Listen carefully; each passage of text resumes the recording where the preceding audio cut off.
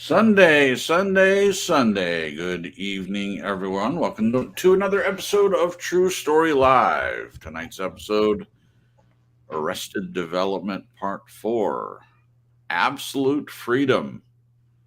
Looking forward to that. So, obviously, as I just said, this is Part 4 in a series. This one was written by Glenn, and so we're looking forward to hearing the how. Been talking about this topic of arrested development, and now we're at the fourth show, and we'll get into that in just a minute. But first, we'll introduce the panel. For those of you listening for the first time, welcome.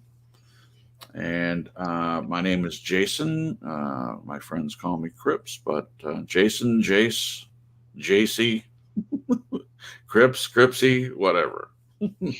Call me whatever you like. Cripsy Poo. Cripsy Poo, yeah. There you go. We're all family here. Yeah, we sure are. And we have also Glenn from Australia. We'll go to him first. And Glenn, just take a second to say hello to the peoples, if you would. Yeah, howdy, Cripsy, whatever. Cripsy, whatever. Oh, That's yeah. awesome. Welcome. That's it.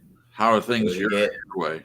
Oh, yeah, not too bad. Hanging in there, sort of thing. Well, your new show, 60 Minutes Australia, has been getting a little bit of attention over here in the States because it did a broadcast on the Amber Heard, the ongoing drama being created by the Amber Heard Johnny Depp stuff. I watched it. I thought it was very well done. What's that got to do with Australia? It's 60 Minutes Australia. Oh, okay. I don't watch it, so I can't comment. So. Sure.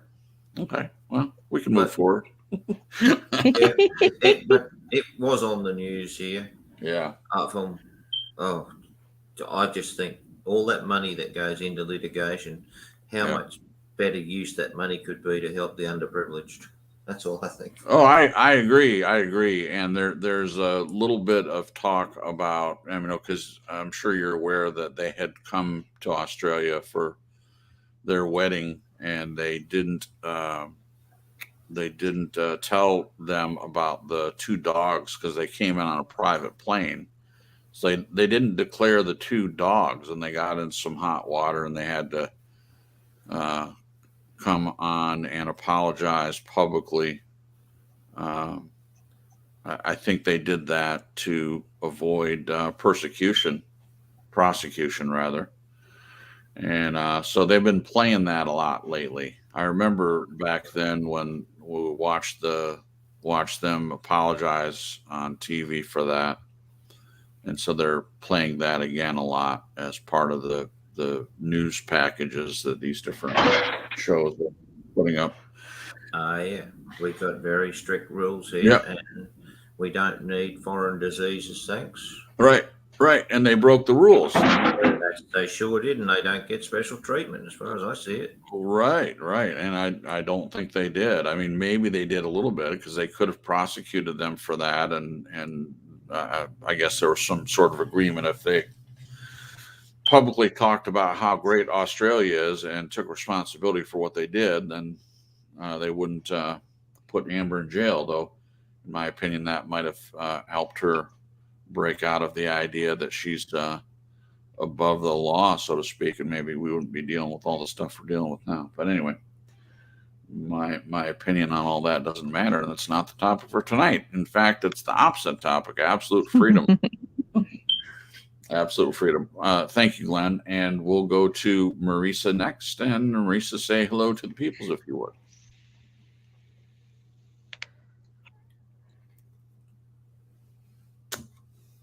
Oh, do we lose her? Well, I still see her up there. Oh, there she is. Say hello, Marisa. I'm going. Hi, everybody. Hey, Cripsy. So, hi, everybody.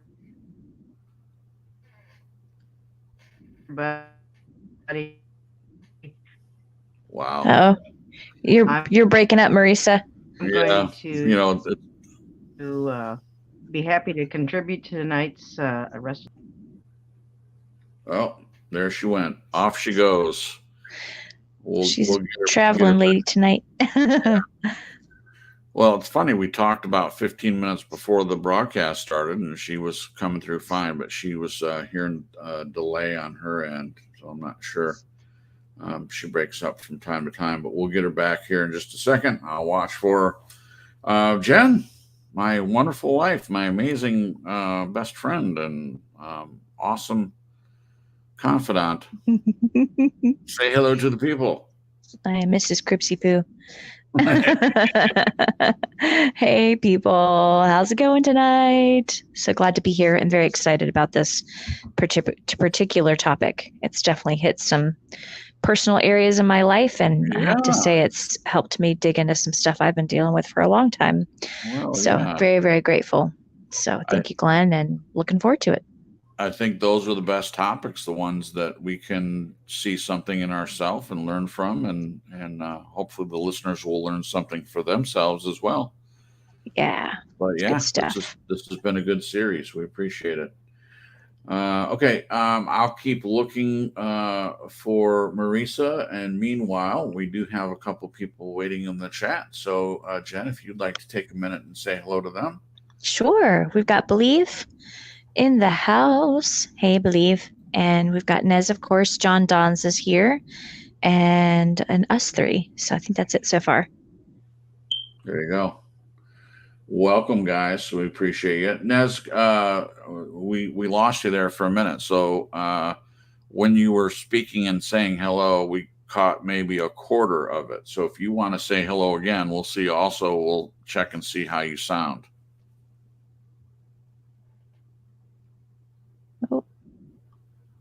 Okay, hello everybody. Welcome to True Story Live with the 4th installment of Arrested Development by our very own Glenn.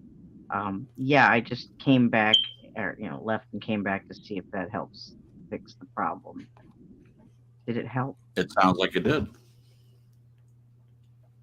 Sounds like it did. Welcome.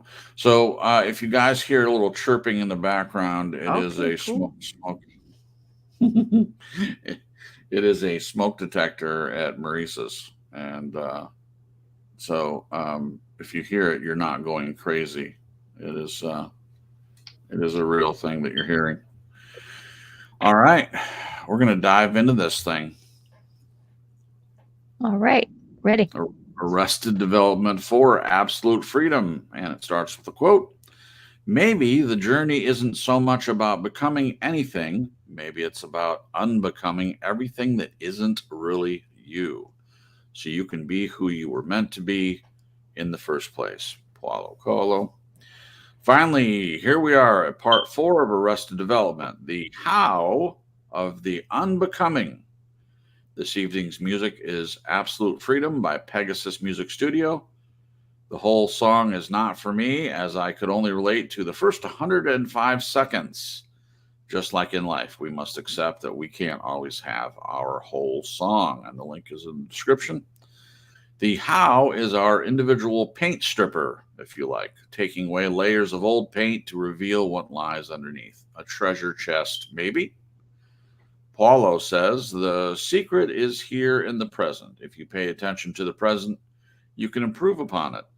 And if you improve on the present, what comes later will also be better. That's from the Alchemist. So we are here in the present, today, this minute. The listener wishes for some black and white ideas. So here are a small microcosm of how ideas for comment. The how of removing our lack of confidence in self. The how of removing our past shackles holding us in a stuck place. The how of removing those without insight and wisdom from our inner circle. The how of removing our reluctance to take responsibility for our actions. The how of removing our reticence to show our true selves to the world. The how of removing any sense of entitlement we may have.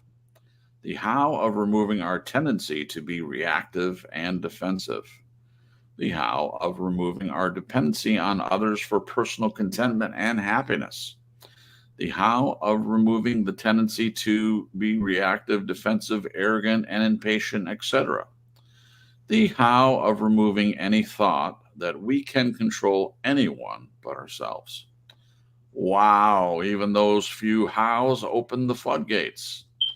To the listener who broached the subject of arrested development, here are some of your words played back to you. See what you say now, and let's see if those here today have something to add to assist you. Words slightly amended to question format. Okay. Listener, Glenn, where does my innermost self-resentment where does my innermost self-resentment I had in the past come from?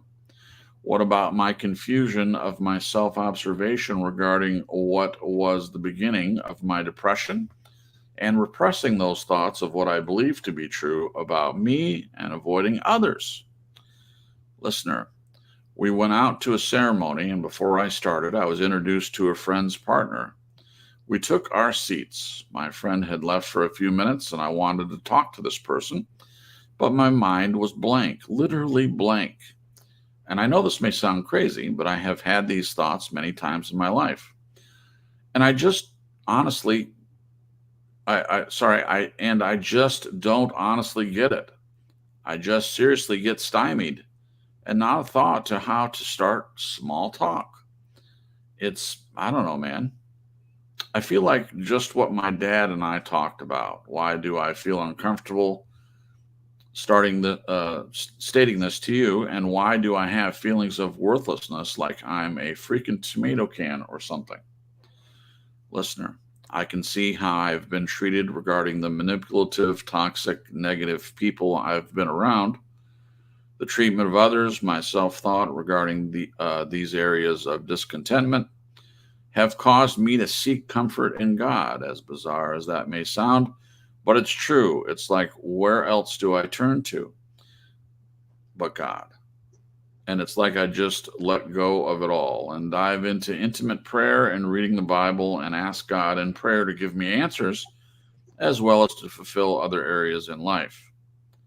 You say I can do something about these thoughts, but what? Should I use God as a personal crutch? Listener, if there is a catalyst to change, how might I find it? Do you think it is a miracle in some sense? Maybe it is a God thing, divine providence.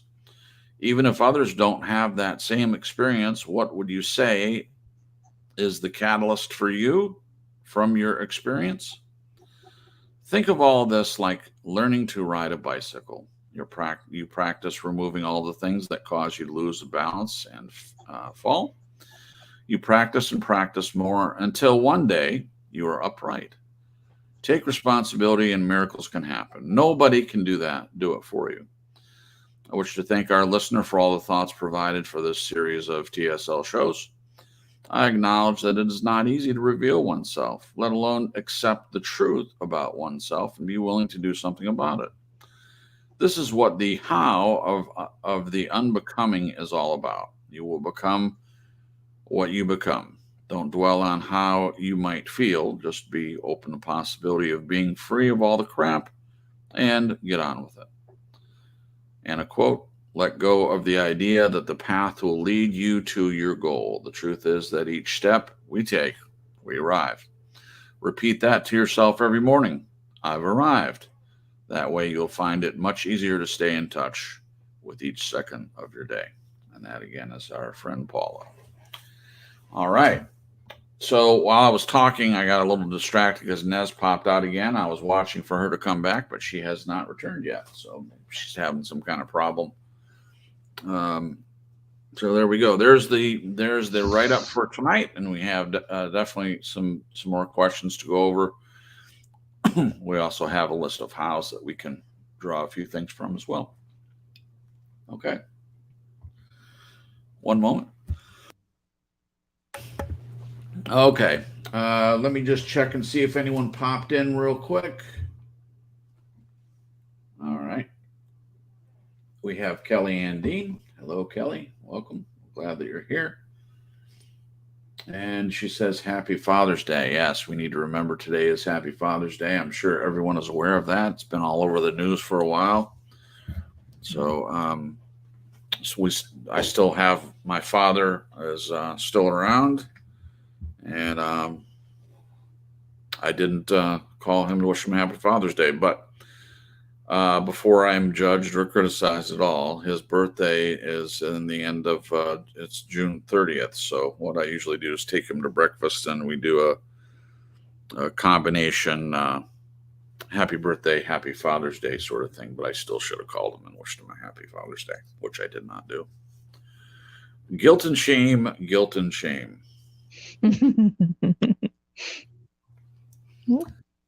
All right. Well, I don't know.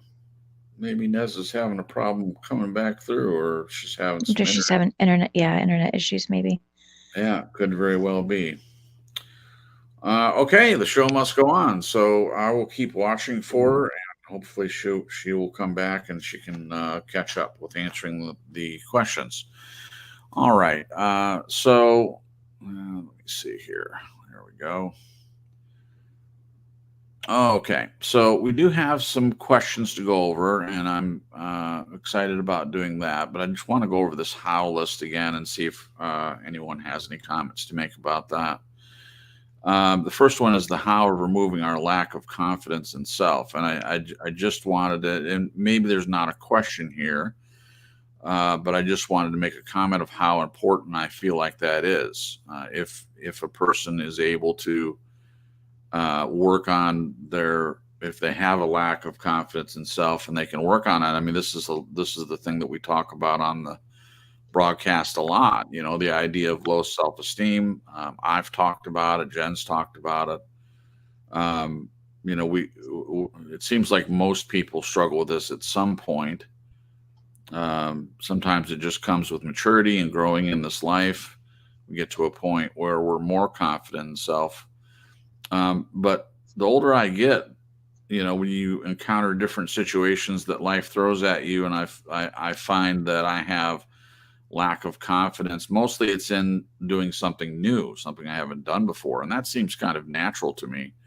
But sometimes it's in doing, forgetting that you're good at something. You have a lack of confidence in self because you've forgotten how good you are at a certain task, or it can be a job, it can be in relationships, it can be in anything.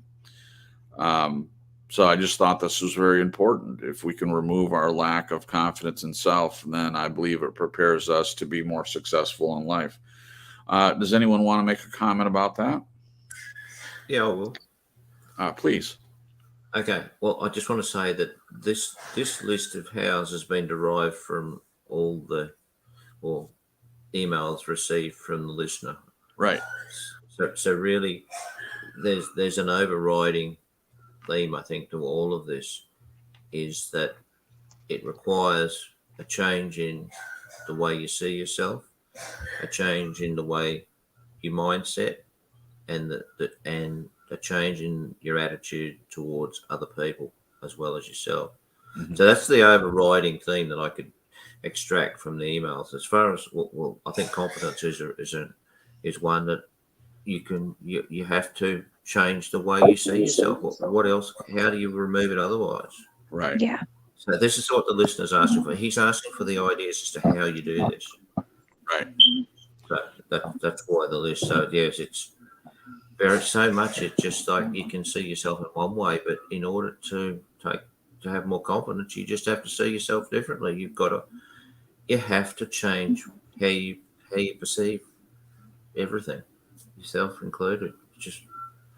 You can't. I don't see how you can do it another way. If you could tell me how you can, I'd be more than interested to hear about it.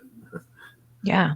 I don't think I can. I think I'm picking up on the point you're making. I mean, there is a responsibility for each person to do that, because certainly someone else on the outside, even someone close to you, they don't have the power to remove these things on your behalf. I mean, it is something that we have to do. And I believe, okay, so even from a believing perspective, someone will say, well, I believe in God and God removes these things. God will remove what you give to him to remove. I would believe, but he doesn't. In my observation, he doesn't just step in and just remove things.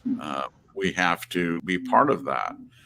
And there are people that would disagree with that. They would say that that it's all God. God comes in and does all the stuff for you. He'll come in and remove this or remove that. But the Bible is very clear about this. Bring your requests before God. There's much said about talking to him and praying for the things that we have need of. Now he knows already, so the prayer oftentimes isn't just for God. It's because it's a relationship, and so to me there's something in the conversation. And the way we converse with him, I believe, is by reading his word and also by talking to him. And but I don't believe that he just steps in. Most times he doesn't just step in. I mean, that's where free will comes from. So I guess my point is, even from a Christian perspective, we have some responsibility in all of this. And Marisa, let's check your sound. I'm sorry that you're having problems. Let's see if we can hear you. Okay, yeah, I guess my camera's not working on this phone, but I hope you can hear me now. I can. You sound good, crisp and clear. Wonderful. All If you right. can get me up to speed to whatever you got for your question, I'm ready.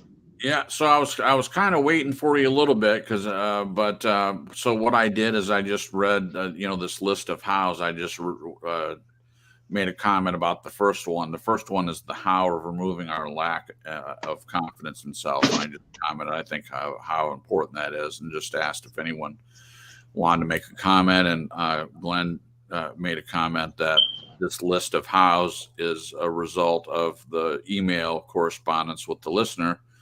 And he was, and I'm paraphrasing what he said, but he's basically saying that there's a component in all of these things. And I commented that there's a responsibility of each person to remove these things. And then I went on further to say that even from a Christian perspective, God does help us with these things, but we have to take it to him. We have to be willing to get our hands dirty, so to speak. He does the heavy lifting. I said that on a broadcast one time, a long time ago. I had to explain what I meant by that. God does the heavy lifting, but it doesn't mean that we just sit in the corner with a blanket over our head and wait for him to just do everything. We have some responsibility. What do you think about that, Marisa? I just agree with you guys, what you guys had to say. And with any kind of personal change, to have growth, you have to come at it with humility, and you have to come at it as a Christian. You have to submit yourself to God and ask him to help you make these appropriate changes, whether it's getting rid of toxic people or changing your habits or the way you act or react. Right. You need a helping hand with that, and God can certainly do that. Sure. Thank you. So I'm just going to move through these sort of quickly, but like I said, I do feel like there's some really good points being made here. Jen, do you want to comment on the lack of confidence one? There's no pressure here to do that. I just want to give everyone a chance if you have something you'd like to. Yeah, I think you guys covered it well. Okay. The next one, the how of removing our past shackles holding us in a stuck place. And I just wanted to say about this one, I have felt this before, where the past had some kind of hold over me, and I love the way it's being phrased. Past shackles, gives this mental image of you literally being chained down or chained to a wall or whatever you imagine in your mind when you hear that. The idea of being shackled in a stuck place, a holding pattern. It's a horrible place to be in, and only when you realize that you are shackled and it's past stuff. I feel that when you realize it, then you can move forward and learn how to live in the now, as Glenn says. And the Bible's clear on this too. It's about focusing on the now.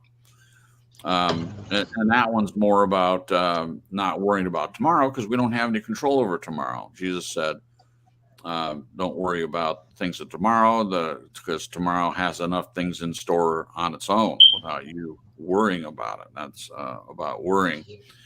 But we can be just as shackled by the past as we can be worried about the future. Those two things have the same result. So this idea of being in a stuck place, that's a big problem for a lot of people. Anyone want to comment on that? Okay. The how of removing those without insight and wisdom from inner circle. Now, in other words, this is people that aren't good for us, positive for us, uplifting for us, edifying for us. And I've had that in my life before. I can honestly say that I don't presently hang around anyone that's not uplifting in some way. Doesn't mean I don't have acquaintances that I don't see that often, but anyone that I consider a friend is someone that is beneficial in some way. And I don't mean monetarily or they have to do things for me. Just someone that's a positive person and not someone that tears me down and is negative and depressing to me. Anyone want to comment on that one? Yeah, I want to know how you consign family members who lack insight and wisdom out from your inner circle, but still retain them on your outer circle. Wow, that's a great. That doesn't happen. That's not happened to me, so I can't really comment. But you guys have had experience, so yeah. Thank you. Thank you, Glenn. That's a great question. I think my contact with any family members that don't bring insight and wisdom into my life are limited. I know that some family members other people have are so toxic they decide to just cut them out of their life, and that's a decision they have to make. Fortunately for me, I don't feel it's at that level, but it's just simply limited contact for me. What about you, Jen? Do you want to make a comment on that? How do you deal with family members? How do you deal with family members that don't bring insight and wisdom into your inner circle? I know for me, because it's not necessarily toxic, it's just the role I was cast in, I think. I had to work on my ego. I had to take my identity out of the hands of my family. Right.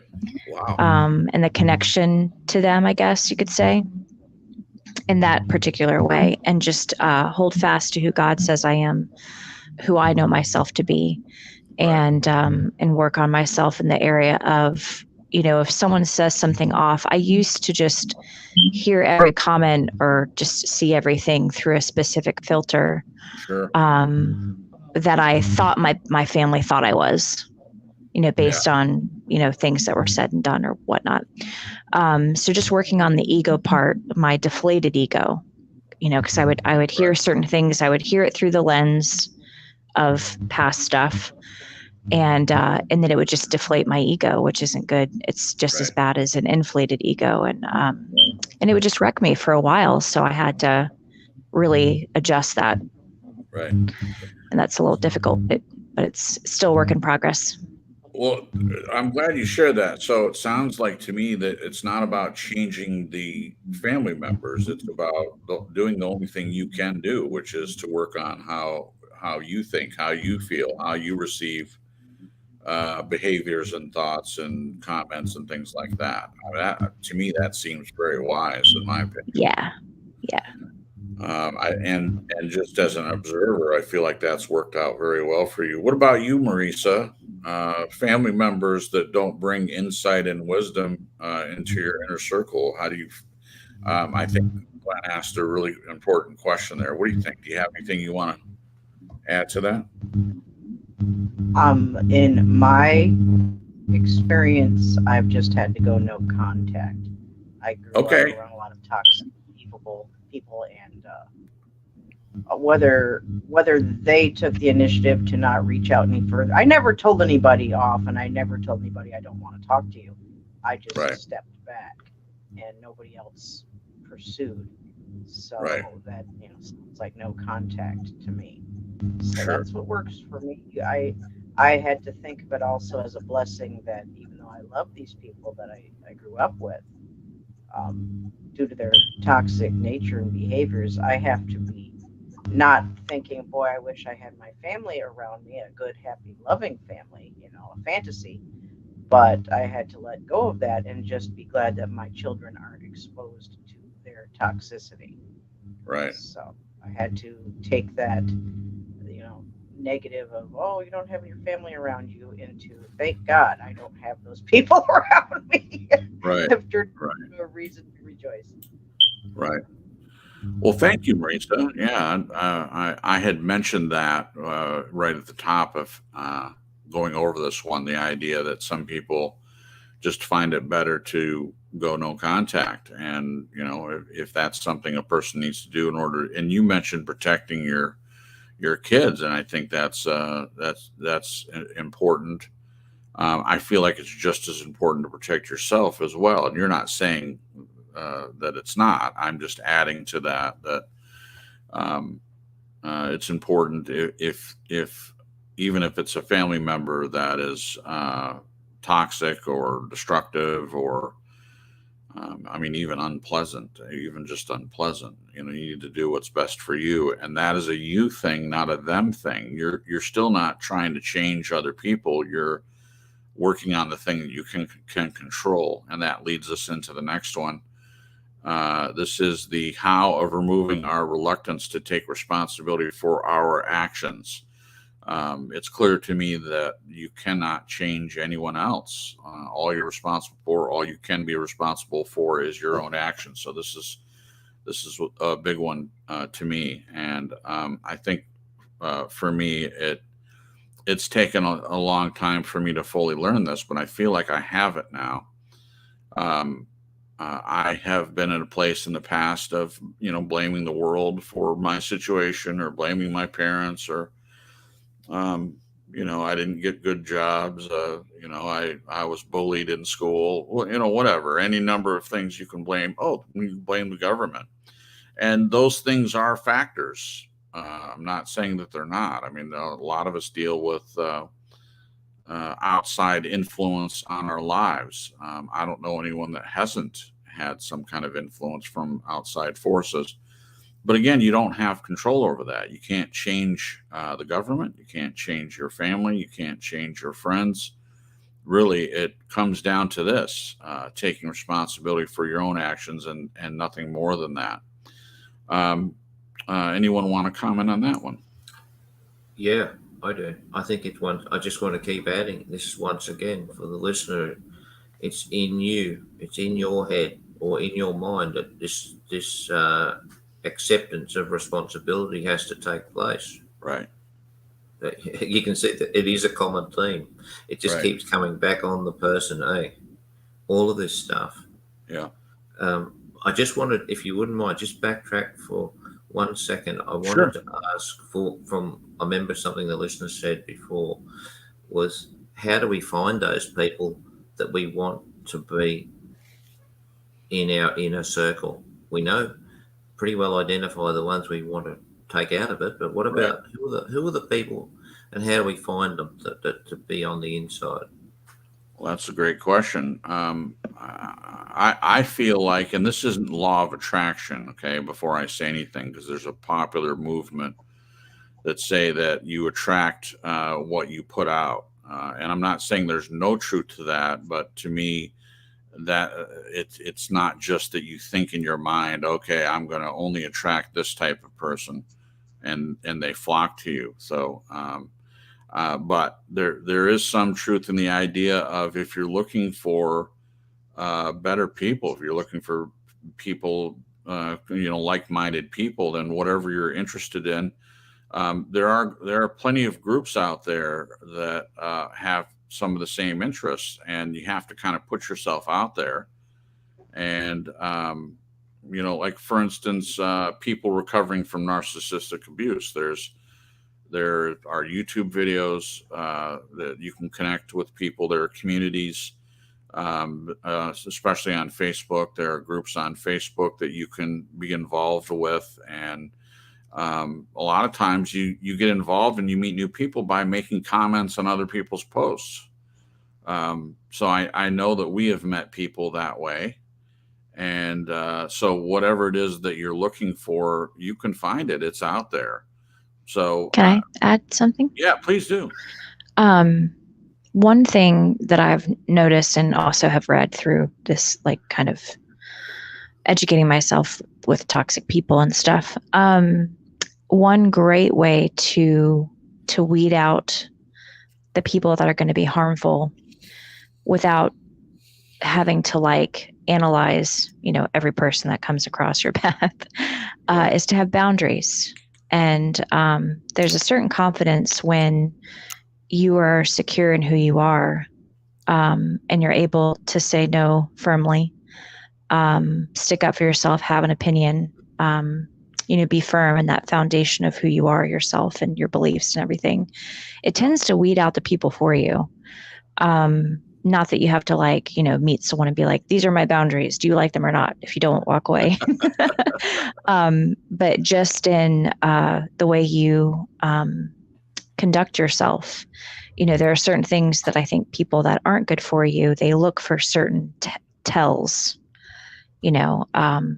to decipher if you're a doormat or someone that they can walk all over or control. Or so when you start kind of practicing that in your everyday life and your interactions with people, I think that also plays into the part of attracting the right people to you and distracting the people that you don't want. Sure. So that's also important. Perfect. Thank you, Jen. Marisa, do you want to comment on Glenn's suggestion? No, I think you guys pretty much covered it, and I agree with Jen about having boundaries. Anybody who's going through recovery from narcissistic abuse particularly learns about boundaries, and they are very, very important. And Jen brought up a good point. Toxic people, especially narcissists, are looking for those people pleasers, for those people who bend over backwards to do their bidding. And you just can't be that out there to do that for just every person right off the top. That comes back to, guarding your heart. Right. What Scripture tells us to do. So, right. You got to learn to do that. There's too many people out there that will take advantage of you. Right. Thank you, Marisa. Hey, just to let you know, there's a buzzing that's coming through on your end, and it's kind of overriding what you're saying. It's hard to hear you. I don't know if you can do anything about that, but I wanted to make you aware of it because we do want to hear what you have to say. And when you're talking, it's some kind of buzzing. What it sounds like is, when you have a microphone plugged into a power source and it's not plugged in all the way. So there's a feedback, kind of a buzzing feedback sound, just to let you know. So real quick, I want to say hello to Meeps Music, who popped in the chat, and also to Celine. And also our friend Debbie has come in and said hello. So welcome to all of you. And Celine wants a comment read, but I'm not sure which one it is. There's a couple different comments in there. She wants Jen to read it. Hey, I'm going to try again, leave, and come back. Okay, sorry about that. Hopefully we can get that worked out. So I'll be watching for you.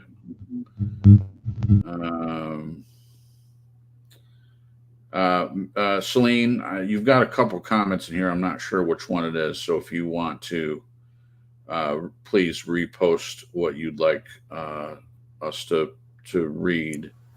Crips, I've reposted it. I think it's the one about just go up a couple of comments and you'll find I've reposted what I think it is. Okay. Celine, understand men in their 40s, etc. I think that's the one she means. Okay. If it's this one, Celine says, I understand men in their 40s being bitter towards women, but a lot of these MGTOW, I don't know what that is, guys are in their early 20s. The MGTOW is it stands for men going their own way. Yeah. So they're kind of just giving up on women. Okay. Yeah, I don't keep up with all the, like abbreviation jargons for, I don't know what that is. So if you want something to be read, Celine, and it's not just you, not isolating you, just please go ahead and spell it out. Okay. Cause okay. Yeah. She just did. I don't know what everything means. Okay. Let's see. Kellyanne Dean. Okay. I think we covered everyone that popped in. And, okay. All right. Let's see. Yeah, there it is. Okay. There it is. MGTOW, men going their own way. So, Crips, I want to just this may be relevant to tonight's show. Is why are men bitter towards women? Men in their 40s bitter towards women. I don't get it. What's the big problem here? I think feminism becoming really rampant, and along with that, there's a swath of women who are really and truly wanting to be pandered to by men. It's not every woman, obviously, but it's this, if a guy is going to be with me, he's got to wait on me hand and foot. He's got to make this much money. He's got to be this tall. He's got to be okay with the 8 kids that I'm bringing on board and support them. And it's this very entitled movement from the women's side that I think men are seeing and just really reacting to. They're just like, no thanks. And I think part of it has to do with some toxicity that's creeping in there too, with just some areas, some facets of society when it comes to women and men. But the men are reacting to the woman's side. Yeah. And understandably so when it comes to those people that are just entitled. But what it's doing is it's causing a lot of these men to be like turned off from all women. They're just like, all women are like this. I don't want anything to do with them. I'm just going to live my life, be happy, be single, not get married, refuse to marry anyone, that I'm dating, not have kids, just do my own thing. Yeah. Yeah. Well, Believe has put, thank you, Jen. Believe has put in the chat, I've got it up on the screen, MGTOW, men going their own way are men giving up on marriage and devoted to living the life of a player because they spent their dating and marriage life over gifting to women to get what they want. Over gifting. Okay. So Glenn's asking, if men in their 40s are bitter toward women, why is that happening? I don't know. I can think of several reasons. One of the things is societally for the past couple decades, men have been at least in commercials and movies and things like that, men are presented as real boneheads and idiots and morons. And the woman is presented as she's got to take care of the man and do everything for them. And they're the real brains of the family, so to speak. And you can only do that for so long. And men are going to get irritated with that. I'm not saying it's just solely that, for sure. And I think Jen's point about feminism is a good one. I mean, there's this militant feminism that they could be bitter about that. It's irritating. It really is. I mean, I am all for equal pay for equal work. I want the playing field to be level, especially in the workplace. All the rights should be the same. It shouldn't be men getting, all the rights and women getting nothing. I think it should be balanced. And so I definitely am a feminist if it means wanting them to have equal rights, so to speak. But they take it, in my opinion, they take it further than that. They want to force, and a lot of groups do this. They want to force everyone to give them, extra rights. And it's a little uneven. So some people might be bitter about that. And then again, if we're talking about people that had been married, there's a lot of terrible women out there. There just are. And there's terrible men too. You have the abuses from both sides. And men could be bitter about that. They feel controlled, that some of them, I'm sure. although I'm not aware of this particular term up until now, there are plenty of uh, women hater groups out there, groups that that want to control women, and the real severe players, and there's even violence. There's some violence inherent in that. They just look at women as objects. So that's on the man side. So both men and women, there are some groups of people out there that just seem to be ne'er-do-wells, so to speak. Anyway, we have Nez back. Nez, let's try your sound and see if it's any better.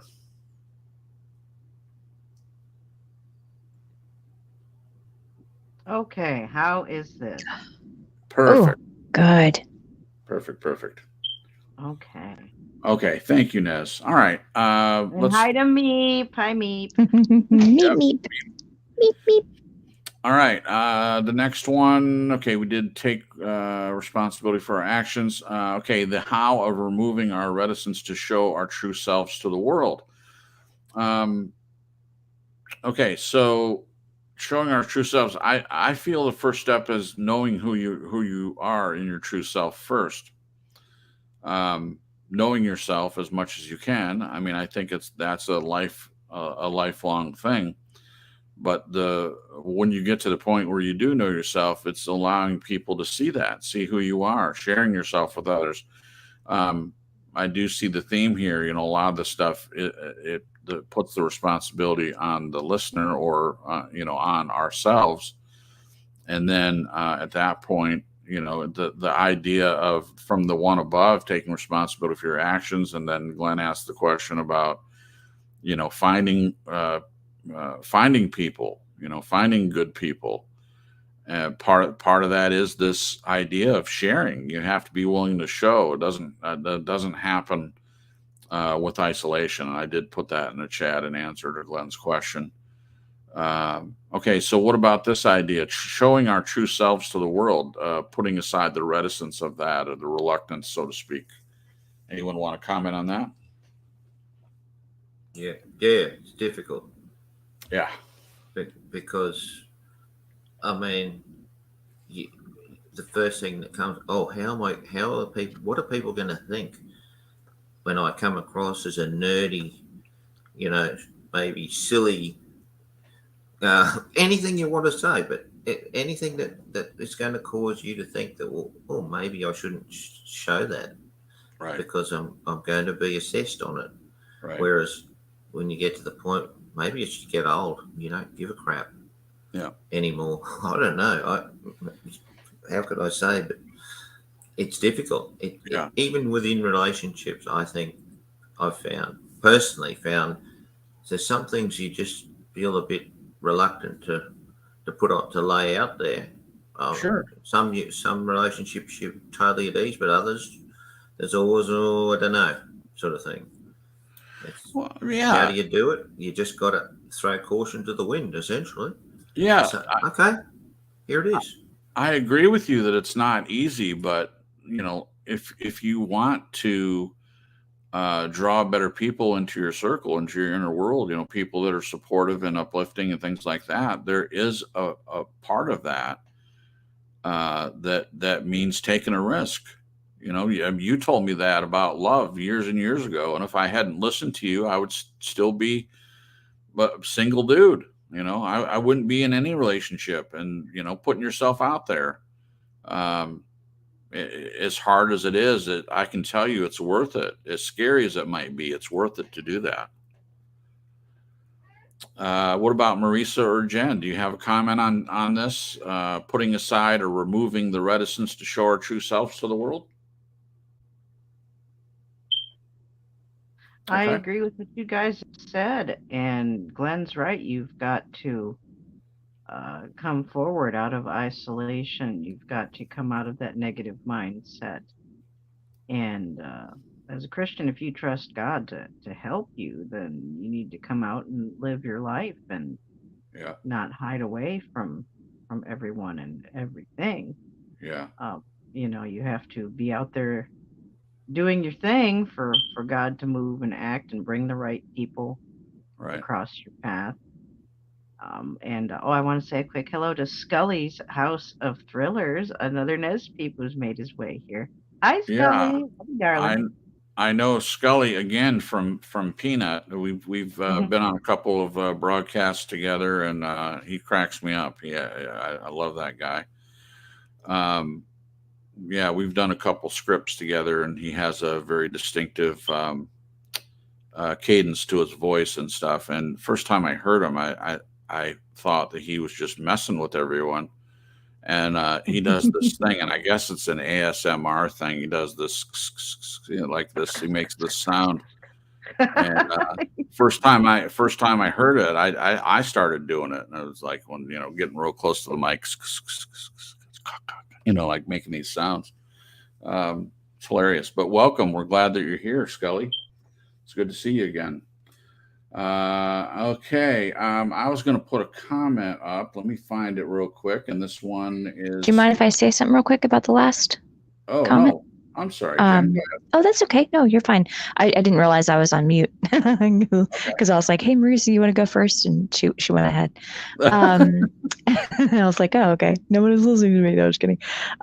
So one thing that I can say that's very beneficial is when you can get to the place where you're just tired of the acting or trying to maneuver or pretzel yourself into who you think all these other people around you think you should be.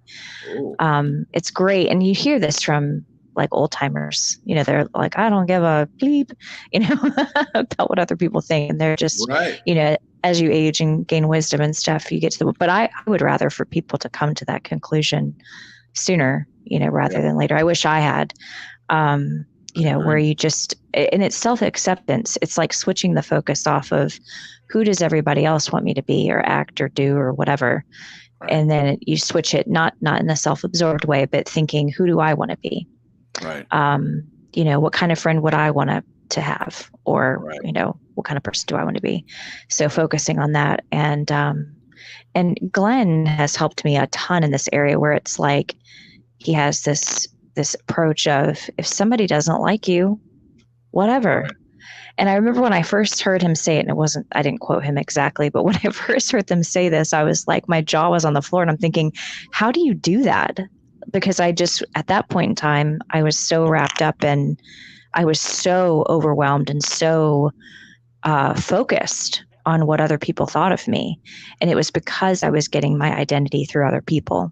It was so incredibly ingrained, where I had a really hard time disengaging that and pulling it apart. But I tell you, if you can put in the work of getting to that place and caring about who you are to you and who you are to God for believers, it's huge. It's huge. Wow. It's such a weight off. And so now if somebody, I've mentioned this on another show, but I had a recent friend that I worked with, and she was nice, and we had, good talks, and we Marco Polo'd back and forth, and we hung out a few times, but she just kind of disappeared. And if this had happened 10 years ago, I would have been racked with like all these thoughts, like, why aren't they talking to me anymore? Did I do something wrong? And it just would have gone on this thought hamster wheel and just beat myself up in a sense, with all those thoughts, those ruminating thoughts. And this time I'm just like, you know what? Some people they don't really click as friends, and that's okay. Right. If she wasn't a believer, and so that was one thing that didn't quite match up, and I didn't bull her over, with my beliefs and stuff, but I was still myself. I still talked to her about it here and there, not being pushy or anything, but just sharing kind of the stuff I was learning and going through. And it just wasn't a good fit, and that's okay. I didn't have to go into this pit of beating myself up and thinking, I wasn't nice enough or, cool enough or all of these things. It's a long list of things, grievances on myself that I used to carry around. So getting to that place is huge. Well, thank you, Jen. That was well worth it. Thank you. Yeah, there's a lot of wisdom in what you just said. Yeah, it's easy when someone leaves, it's easy to focus on, what did I do? And I think have the tendency to do that from time to time, but I'm glad you're not in that place anymore. Yeah, same here. And I just wanted that before we move on, I just wanted to add to that some people are single serving friends and or people that are only meant to be in our life for a short time. And there's nothing wrong with that. When that happens, we can enjoy the time we spent with that person, wish them the best, and hope they do well, especially if they're the ones that leave. Thank you, Jen. Okay, I'm just going to address Meep's music comment from earlier, and then we're going to move on to the next one and get to the questions. He says the bottom line is that men and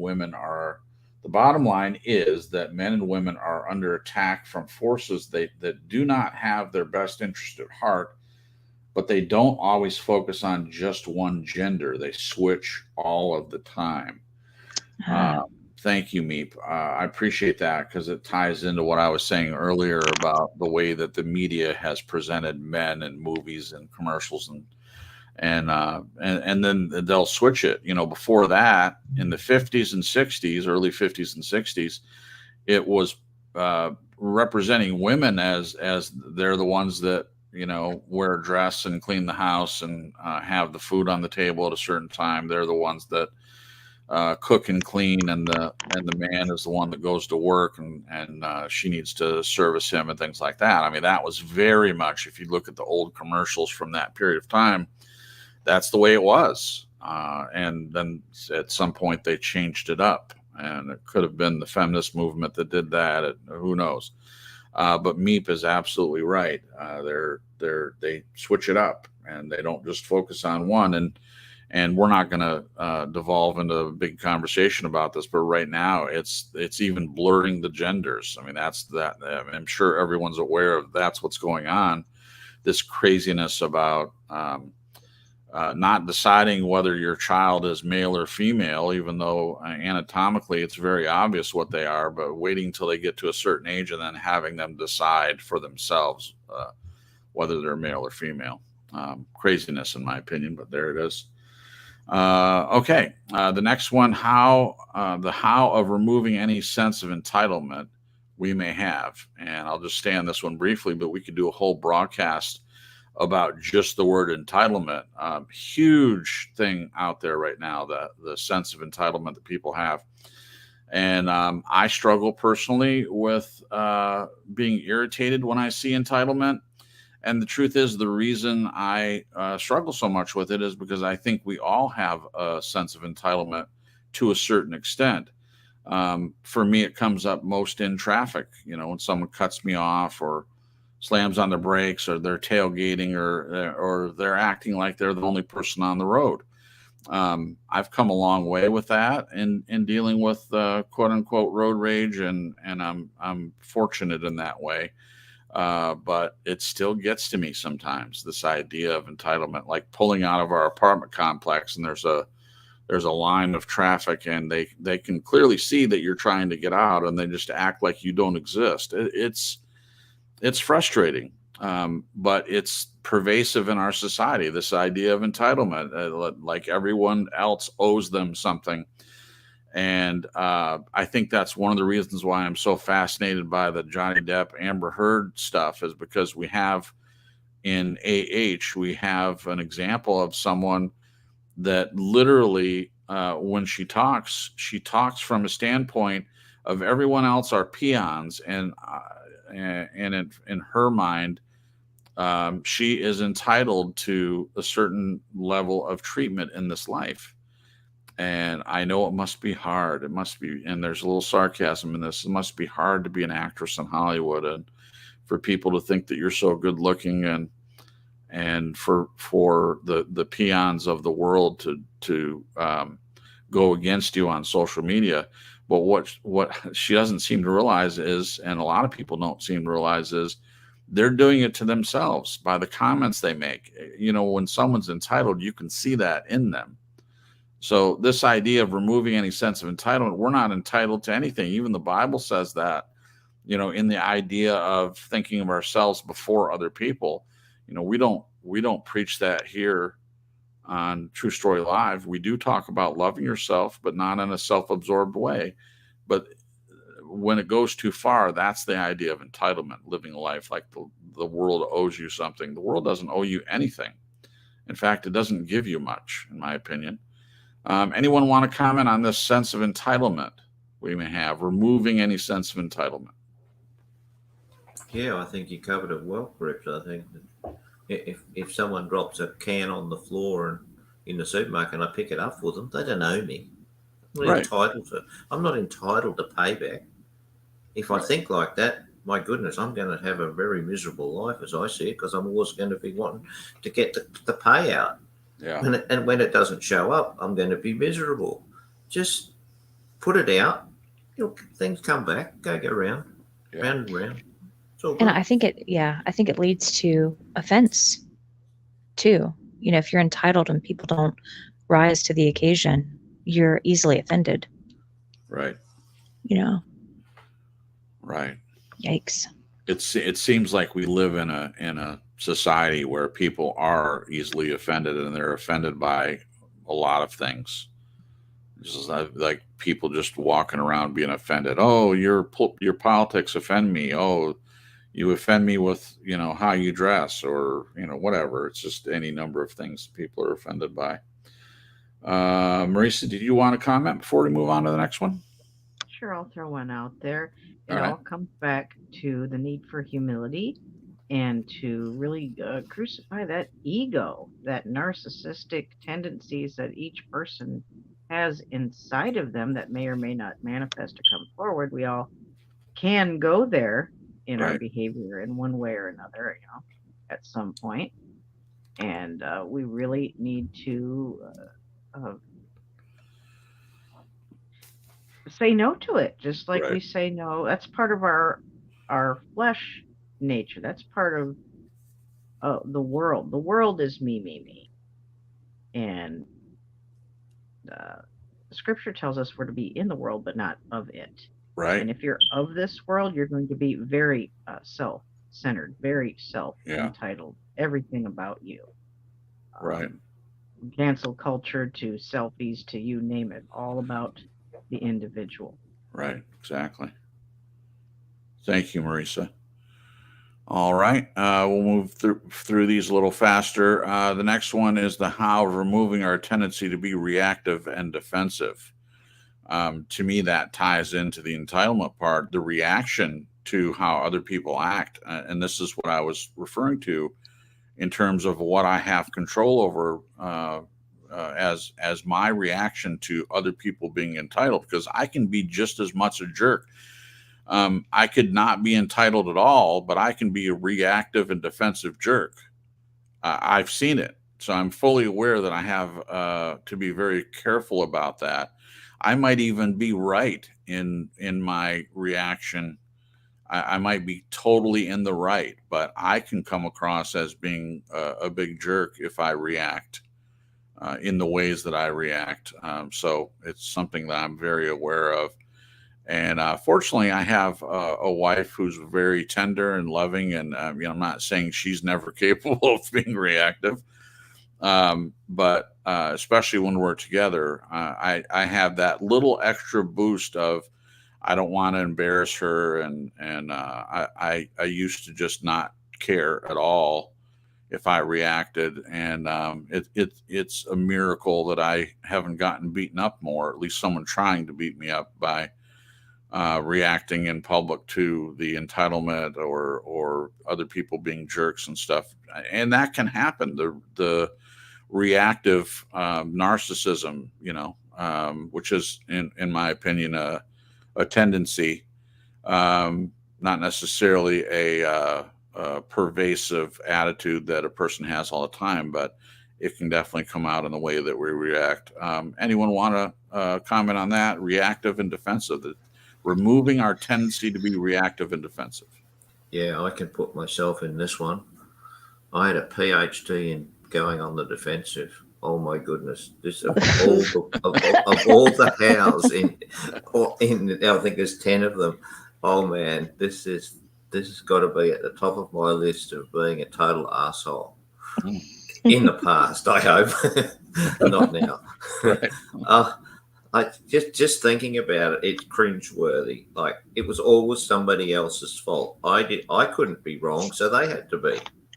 So what do? You just go into, oh, I can justify that I'm right, even if it takes 4 days to do it. This has driven people around me totally insane. No wonder they used to tell me I was an F-wit. Like, they were right. They were absolutely right. No wonder they couldn't take it. Oh, but yeah. Yeah, I do shudder because it was part of my existence. Just as soon as someone said something I didn't like, I'd go on the beep beep beep beep. Are you this? You that? You whatever. Now, how did I change it? That's a very good question. Yeah. And I think that's the core of the question. Yeah. I had to have a number of significant falls from grace, so to speak, fall flat on my face to realize and have people point out to me that if you do this, you just can't, you are not going to coexist with other people in a productive way if you are like this. And that's what I took on board. But I have to say, this was extremely difficult to take that out of my personal equation. Right. So for anyone in this position, I understand if it's tough, but you have to do it. And when you do, your whole outlook on how you see yourself is different. You're not always on the edge, waiting to get stuck into somebody for what they said and what they like. They say things that would have once aggravated me. Right. So I just would have had to react. Now I just say, oh well, that's tough. If you disagree, you disagree. I move on. It just doesn't hype me up. I'm not worried. I don't worry about it anymore. Just let it go. Well, what helped you do that? I mean, you said a couple of things there, but what point did you have to come to where that stuff doesn't bother you anymore? Do you know? The point where I realised that. Hang on, I just need to think that through. What was the? Sure. I can't actually. I can't say that there's one event, Right, or anything like that. I can say that I came to the realization that I was being a total dickhead, and I didn't like it. Right. I thought, no, this is not good. I don't like myself for how I'm behaving. Yeah. I need to change. I need to amend it, and I basically forced myself to practice not reacting. I think this practicing comes out down the line. You've got to practice it. You've got to be more aware of every circumstance that you're involved with, and you're like processing all these different. Whereas before, like yourself, you can drift along in a situation, don't even think about it. But when you pull back and analyze it, each conversation you have, you're basically doing self-assessment on the fly, and I think that's what really helped me. Wow. Just work through it. Yeah. Didn't happen in a week. No. Well, that's good. That's good enough for me. I mean, what you said there, in my opinion, the biggest thing is if you're tired of it, if you're tired of something in your life, and in this case, if it's, feeling like you're a jerk and you're tired of it, that goes a long way of helping change it. And you said, you have to change it. Yeah. So any of the stuff that we're talking about, I always think the first step is looking at it, being willing to look at yourself honestly. And once you get to that point, then there are actions that you can take place to change the things that you don't like. So to me, that's huge. Marisa or Jen, do you want to comment on this one before we move forward? Being reactive and defensive, removing. I'll go after Marisa. Okay, go ahead, Marisa. Again, that comes back to ego. We've got to say no to that ego. Our ego wants us to say, how dare that person, blah, blah, blah. That's just riddled with entitlement, isn't it? And Glenn was saying he didn't like how he was behaving. Now, if you are at that point, celebrate, because that's a sign that you have a conscience. People who are narcissistic and toxic, that thought just never occurred to them. It never occurs to those people that, gee, maybe things would be better if I would behave in a different fashion. Right. what Glenn said about just assessing yourself. Again, toxic people, especially narcissists, will never do that. But No, if you are actively assessing yourself, which every Christian is supposed to, we're supposed to work out our salvation daily right, with fear and right. trembling. We have to, go to God each day and say, yeah, I screwed up again. Jesus, give me Yeah. the look. We'll crawl into my Give rock you the for a side while. eye. Giving me the side eye. The Yeah. Jesus side eye. The Jesus side eye. Boy, I get that. I Oh, love what it. you doing? Oh, I got one just a little while ago. Oh. but just to, if you're going through that and you have those feelings like, I don't like how I'm acting, I don't like how I'm making other people feel, if those pangs are inside of you and you feel that and you know it, Right. then again, rejoice, because that's a sign that that there's hope for you to choose a better way, a more proactive and positive way to respond and react than you've been doing, which isn't working out so well. So, Right. okay, I'll Yeah. shut up so Jen can talk. No, Okay, I loved thank you. that. That was a great Thank you, answer.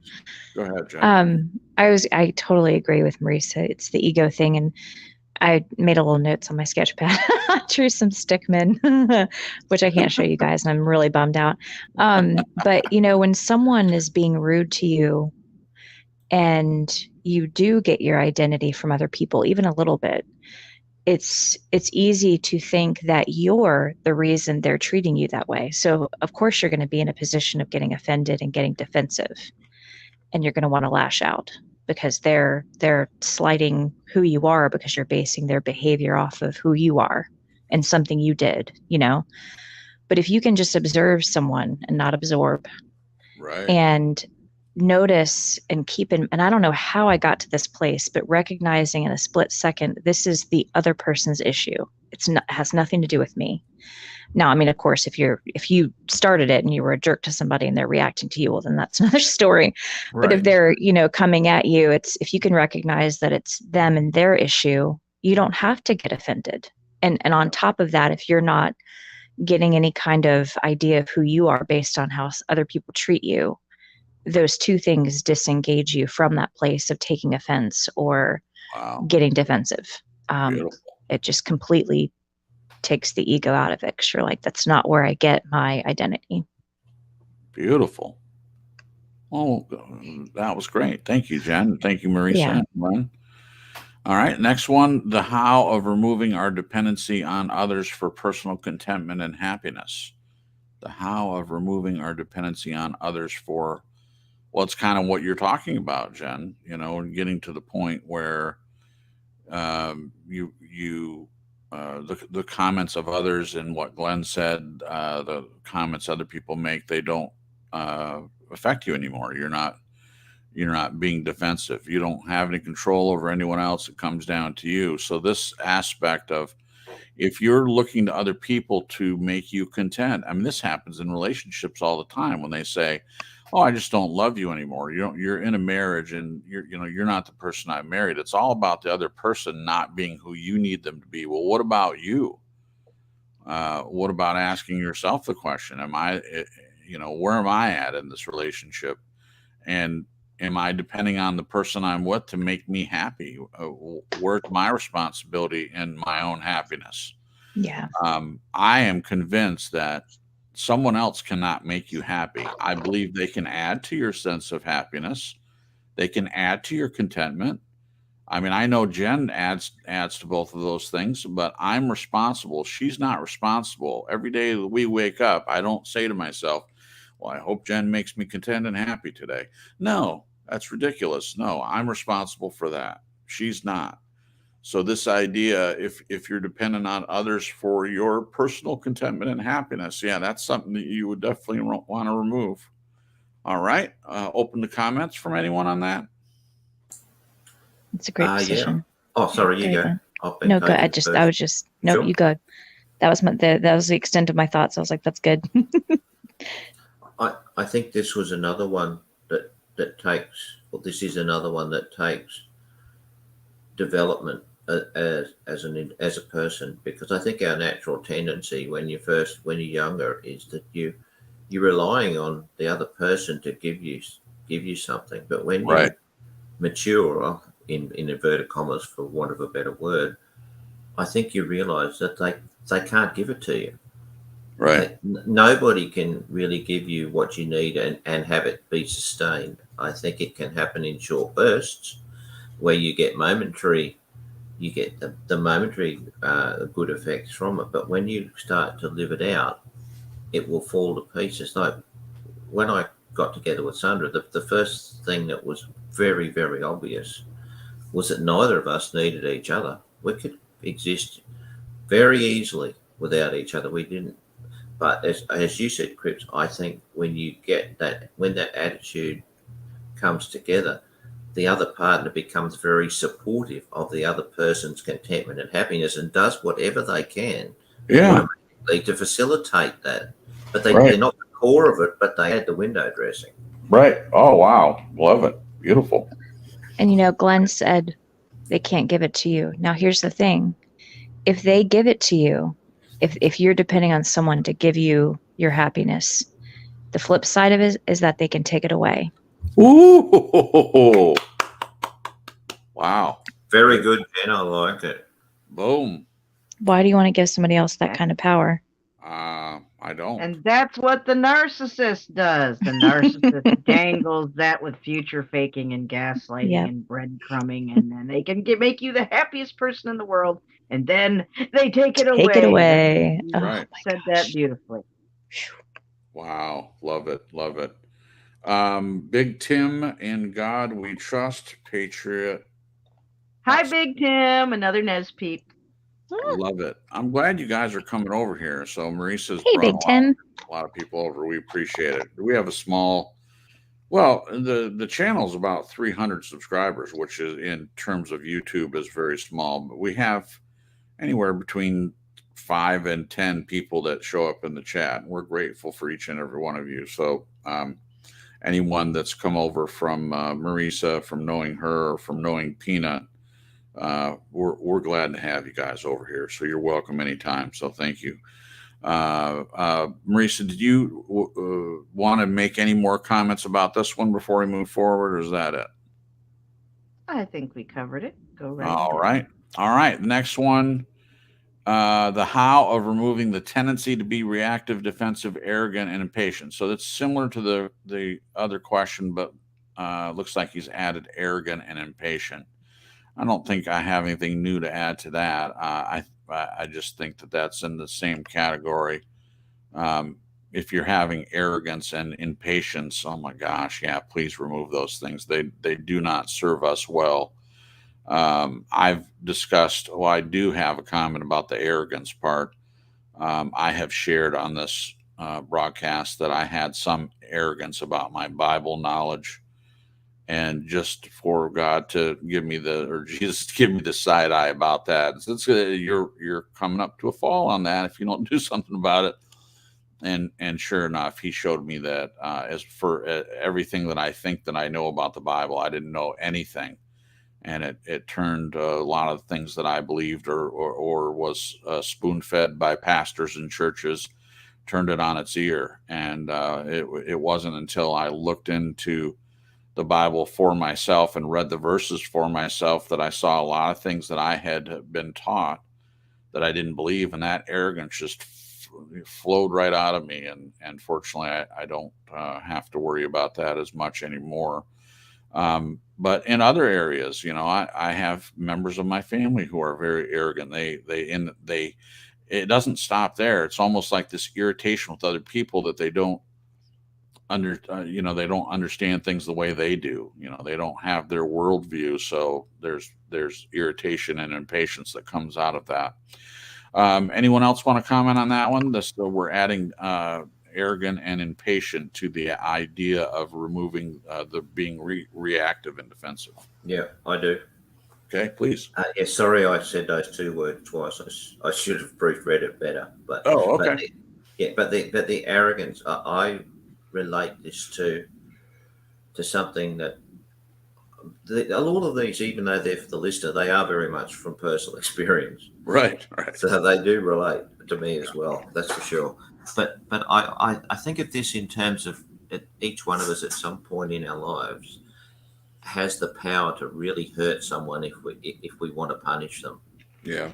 And I think that if you can have that power but make a conscious decision not to use it, contain yourself, that you don't really have to punish someone, you don't have to hurt them, Yeah. because with the thought, well, that will take care of itself, but you don't need to do it. I think it really it gives you it gives you a different outlook. Is that you just I don't know maybe you can give me the word, but it certainly from a perspective of your inner self, it just makes you feel so much better when you can refrain and take the high ground rather than Oh, being sure. the person who empties out on someone.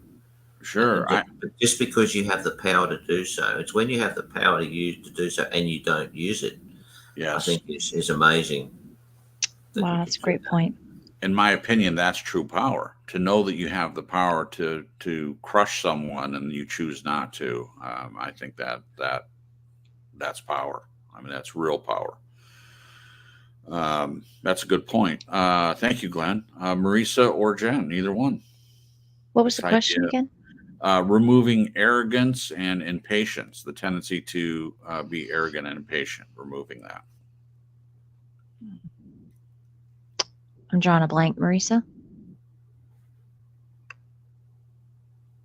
I don't know if she wanted to comment Arrogance first. and impatience, more narcissistic tendencies Right. that focus around the self. I'm entitled, Right. That's where that comes from. Impatience. People should be doing it faster to please me, to suit my needs, my agenda. Right. And arrogant. Well, I can't, like Glenn was saying, well, he used to think, well, it must be other people. It can't possibly be my fault, Right. Right. And those are, we're behaving toxically towards ourselves. We're hurting ourselves when we kid ourselves into thinking that we can justify our naughty behavior like that, Right. and say that we have a right to behave in that unseemly way. Yeah, again, this is all circulating around really saying no to that egocentric tendency that every human being has at their core. And Jesus turned the other cheek. He got smacked in the face. He said, turn the other cheek, and he did that himself when he was beaten and smacked. So that's the example to follow. Let the people do what they're going to do. Only you control what you do and what you don't do. All right. Thank you, Marisa. All right, last one on this list, and I know we haven't even gotten to the questions yet, but we're about to get there. It's the last on the list. When I read this list, I just thought that there were a lot of points to talk about, and if to me, in these 4 broadcasts, I think it's easier to see the situation for what it is, to analyze it, to look at it, to talk about it, but the how is the most difficult thing, in my opinion. I understand myself, but how do I do something to change it? So spending a little bit of time on this, I think, is worth it. And you guys have had some great answers, so that proves my point. All right, the last one, the how of removing any thought that we can control anyone but ourselves. Wow. So I have already highlighted this idea in some of my answers, that at the end of the day, at the beginning of the day, in the middle of the day, all we have control over is ourself. We don't have control over people in our family. We don't control our spouse. We don't control our friends. We don't control our government, on and on. I can go on and make several points. We don't have control over any of that. But we do have control over ourselves. We can choose to change, as Glenn was saying, when you realize that, hey, I'm being an ass, you're the one that can change that. No one else is going to do that for you. They can't make you content. They can't make you happy, and they can't make you change either. You can't change anyone. So if you can't change anyone, that means you can't control. People try. Marisa has mentioned a couple of times, that's a narcissist again. They do that. Well, this is a big one for them too, controlling you. I mean, that's what it all comes down to. Supply for them and control of you, and they'll pull out all the stops to do that. And a lot of these other things that we've talked about are means of control. That's what it comes down to. Anyone else? Yeah, I was gonna say. Oh, you go this time, please. My ex, it was like if everyone else would get their shit together, I wouldn't be so angry. Now, with me, it was I wish my family would treat me better and I would feel better about myself. Right. And this is such a huge thing. If you can get this one particular nugget of truth, it is so freeing. Yeah. And it really ties into all the other stuff we've mentioned before in this write-up, talked about that we really and truly only have control of ourselves. And I'm so shocked that we're not taught this like growing up. It almost seems like by action we learn as kids by watching other adults and just how they do things. And, not all adults, obviously, but it seems like there's a lot of people that grow up watching adults do relationships. And it's this thread, this foundation of trying to control other people to be okay, to be happy, to feel like you're worth it, feel like you're something, feel like you matter, feel like you're loved. And it's just so futile. Or futile. We were talking about the word earlier. Which way is it? So yeah, if you can get this, it's so huge, and it takes away so much stress and anxiety. Yeah. So much depression. Right. It's huge. It's so big. Right. Good. Thank you, Jen. Go ahead, Glenn. Yeah.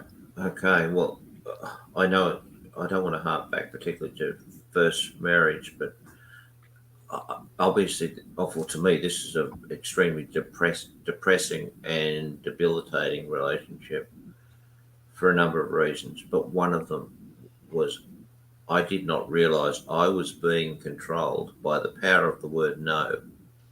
Oh. Do you want to discuss this issue? No. Do you want to do this? No. See, the person who says no has all the power, and they can control you just by that word. If they don't want to participate, where do you go with that? You can't force someone to participate in a relationship if every question you ask has a no response.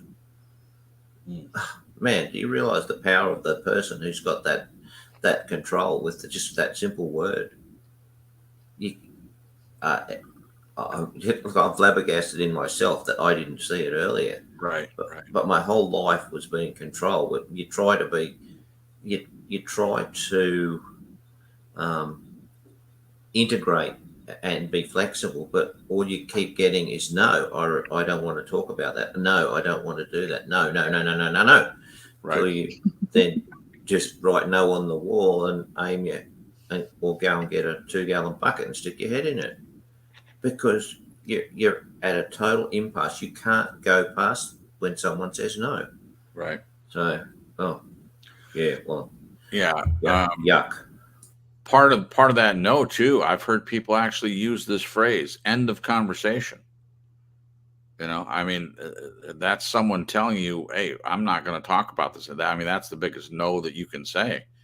I'm not going to talk to you about this. That's done. What I said is the end of it, and there's nothing else to be said. It's over. Done. I mean, where do you go from there? I mean, there's no dialogue. There's no conversation. There's no resolution. No resolution. There you go, Jen. Marisa, on this one, this is the last one on the list. The how of removing any thought that we can control anyone but ourselves. By removing the beam out of our own eye before going after the speck in someone else's eye. Right. Turning the focus back on ourselves. If we're, like Glenn was saying, he put up with that behavior for quite a long time. And yeah, you do feel like you're hitting a brick wall when someone says no. That is control, absolutely. That is an impasse, and that is manipulation. Right. And none of those things are conducive to a healthy relationship. They certainly impede communication.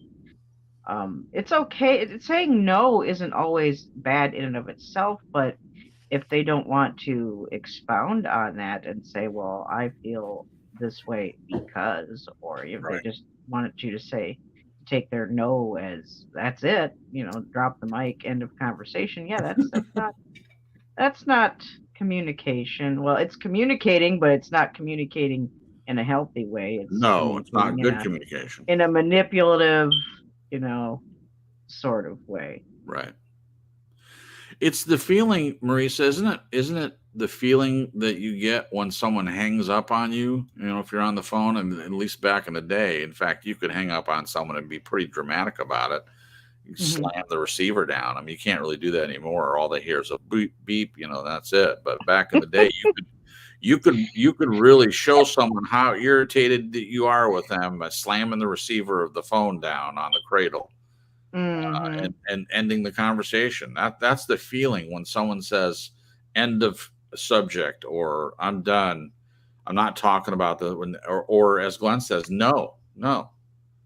I mean, that's the feeling the other person can get, especially if you're tied into the other person to that extent. Right. And that's a big red flag right there. If they're giving you the big no when you're bringing up something that, if it's important to you, it should be important to the person you're in the relationship with, even if they have a different point of view. Right. If that communication in and of itself, openly and honestly, is important and they actually give a shit about how you feel, then it's not going to be a mic dropping, not going to talk about it, put up the hand kind of thing. They're going to at least communicate with you why they feel the way they do. And they're going to at least have respect. They may not agree, but they will show respect for how you feel. Right. But when they put up that brick wall, that's disrespectful. That's manipulation. That's control. Agreed. All right, great. Well, that was a great list of stuff. And to the listener who broached the subject of Arrested Development, here are some of your words played back to you. See what you say now, and let's see if those here today have something to add to assist you. Words slightly amended to question format. Okay, the listener asked the question, and it's two questions kind of together, but they're asking a similar thing. Okay, so I'll read it first, and then if you need me to read any part of it again, because the first time I read it, I was a little confused to the way it's worded. But I'll give it a shot here. So the listener says, Glenn, where does my innermost self-resentment I had in the past come from? That's the first part of the question. And then what about my confusion of my self-observation regarding what was the beginning of my depression and repressing those thoughts of what I believe to be true about me and avoiding others? So it's a mouthful. Maybe it'll help to break it up. So the first part of the question, Glenn, where does my innermost self-resentment I had in the past come from? Let's try it that way. Where do you guys think the self-resentment for the listener came from the past? You believe what other people told you? Yeah. What messages you were getting, as a child, or were you getting more benign things and you were hearing it through that lens of just not feeling very good about yourself? So you were taking it as evidence. See, they're saying these things, or they're doing these things. Yeah. I knew I was stupid, or I knew I was unlovable, and this is proof. I must be a piece of shit. Yeah. Based on what other people say. That's a good one.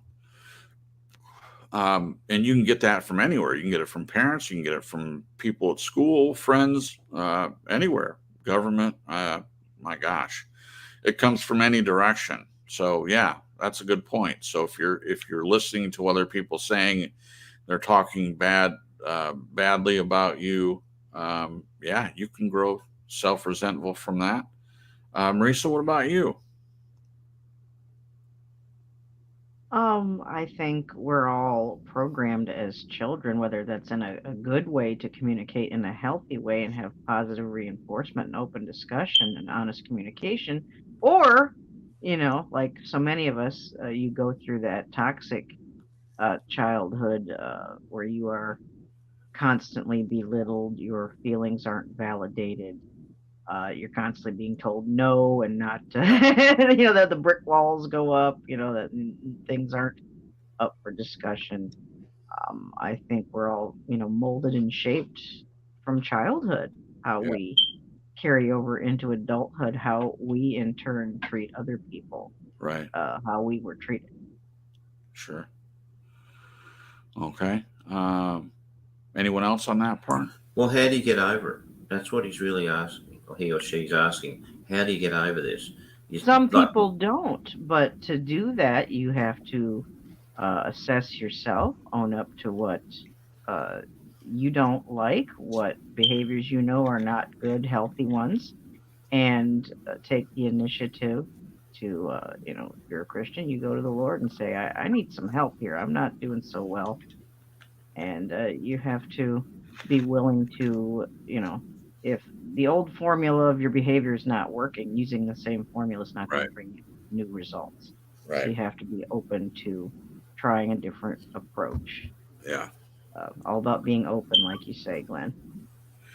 Yeah. I would even explore, what are the things that you like about yourself or that you love about yourself? Oh, yeah. And practicing that coming from you, the answers, instead of trying to find it in other people. Mm-hmm. I kept waiting for people to tell me things that I wanted to believe about myself, but it was almost like I couldn't believe it unless it came from someone else. Right. And so once I started looking into who does God say I am, who does he say I am, and who do I want to be? Who am I? What are the things about me that I like, that I love? What are the things I'm good at? Just all those kinds of things. And I don't know if this person would be interested in doing this, but I've done a couple of workbooks on like reparenting myself, and also what is the one book, Cripps, about the childhood? Oh my gosh, I can't remember the name of the book. Well, there's several. The healing the child within is one of them. Yes, that's the one. That's the one I was thinking of, because that really walks you through, in a way, kind of deprogramming the things that you went through as a child that brought you to this place, and then dismantling that. Yeah. And starting afresh. We can always start afresh. It's a lie to think that we're stuck in that place. Yeah. And who we think we are based on what other people have told us or reflected back to us is the truth. Yeah. So I what were you agree. going to say? Being stuck is an illusion. It seems real, but the idea of being stuck in your life seems so real, but it is an illusion. We do have the ability to get unstuck. But it's strong. I'm not saying it's not real. The first question involved the idea of being shackled to the events of the past. That's a very real feeling. I'm not diminishing that at all. But once you realize that you have the key, it's like knowing you're shackled, but you've got the key, and it's using that. That is the how, is using the key. Finding, realize that you're shackled, realize that you have the key, and then using it. And I know it sounds easy. We're sitting in our chairs in different places, on microphones talking about, hey, you should, get yourself together. Here's all these things that you need to do. And it's not as easy as saying it, but everyone's making some really good points. And this idea, if you resent yourself, recognize that it comes a lot of times, it comes from other people. And I do get the impression that the listener is a believer. So what has helped me, I did it backwards. I asked God to show me how he views other people. And I wanted him to restore what I believed I had when I was a kid, which was an honest care for others, an empathy, a grace towards others that I feel like had been buried a little bit. So I asked him to work on that. And then after that, the next question for me was, okay, show me how you, because he answered me. He showed me how he views other people. And then I asked him to show me how he views me. And as a believer, that was the most helpful thing that I could ever ask him. And God, if the listener's a believer, the idea that God sees us as our completed self, he sees us through the prism of what Jesus did on the cross for us. He's not seeing the sinful, broken, useless you that we're all told that we are. So this self-resentment can be washed away when you try to look at yourself through God's eyes. It's an important thing to do for a believer, at least. If a person is not a believer, I mean, it's pretty much the same thing. Looking at yourself, realizing that if you have a lot of self-resentment, look at the as Jen said, look at the positive things in yourself. Try to focus on those until you can remove those negative ideas of self, that self-resentment. And it might be a long road, but you can definitely do that. Focusing and not trying to get it from outside. The next part of this is, and I'm going to try to condense this into an understanding of what's really being asked here. But listener says, what about my confusion of my self-observation? Okay, so it's the way that the person is seeing themselves regarding what was the beginning of my depression and repressing those thoughts of what I believe to be true about me. So there's depression and the self-observation, and the listener came to believe that these things were true about them, and then it led to avoiding others. What about avoiding others? So again, the self-resentment, so you're looking at yourself based on the question here. You're looking at yourself and you're, how did what was the beginning of the depression and the repression of those thoughts, what you believe to be true, and avoiding others. I think this happens early in life. I mean, it could have happened when you were a child. Now, I don't know all the details of your childhood, but for most people, for me, you come out, I think, being in some ways an innocent, perfect person.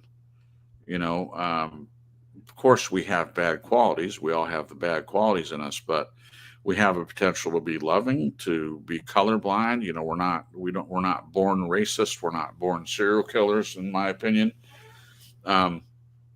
And then society heaps all this crap on us. We see how bad society is and other people, their attitudes, and they push them on us. And then we change over time. That's just my opinion. Other people can disagree with that, but that's the way I feel. So in this place of observing yourself, and it's depressing. When we're believing these negative things that people are saying and society believes about us, and why wouldn't you avoid others? If you feel like the people around you are tearing you down and covering you over and saying negative things, I completely understand why you would avoid others. I get it. So for me, the answer to that, how you get over that, again, it goes back to the same thing. Recognizing these things that people have said, focusing on the good, asking God to show you how he sees you. If you're a believer, if you're not a believer, again, same thing. Recognizing the good parts in you and looking at the bad things, the negative things that you feel about yourself. And as we said earlier, if you want to surround yourself with better people, you have to seek them out. You have to be willing to stop isolating yourself and put yourself out there. And I believe that you can do that. Once you have started to deal with those things yourself, you can find other like-minded people that are trying to do the same thing, that are trying to have a higher self-esteem, starting to ignore those negative things that have been said, not to believe the crap that's said about you, not relying on external opinions of you, but looking at your own, forming your own, even if you have to start over from scratch. That's what I think. Anyone else? I have a question for the listeners which they can process after the show when they hear it, whatever, is if you avoiding others, is this a mechanism for avoiding yourself? Question. Okay, so that's for the listener. Yeah, thank you. Oh, sure. Marisa or Jen? Go ahead, Jen. So what was the question again? Well, it's hard to put it all in a question, but he's basically saying, the listener is saying, the first part was the self-resentment. They're asking where the depression came from and repressing the thoughts of what he believed to be true about themselves and avoiding others. So how do you come out of that? If your self-esteem is low, you have self-resentment, you've observed yourself, and it's caused depression and repression of thoughts and avoiding others. How do you get out of that? Yeah, I think, gosh, that's a big question. I think first I would ask, is the self-resentment, is it based on truth or lies? And is it based on other people's opinions or your own opinions of yourself? Because that would kind of decide which way to go with that. Or maybe it could be a mixture of both, what they think about themselves. And some of that might stem from what other people have said to them or done. The last part, would you not rephrase, but re-say the last part? It was after the self-resentment. Oh, is it the isolating? It doesn't say isolating, but it's avoiding others, and it's repressing the thoughts they believe to be true about themselves. Repressing the thoughts. I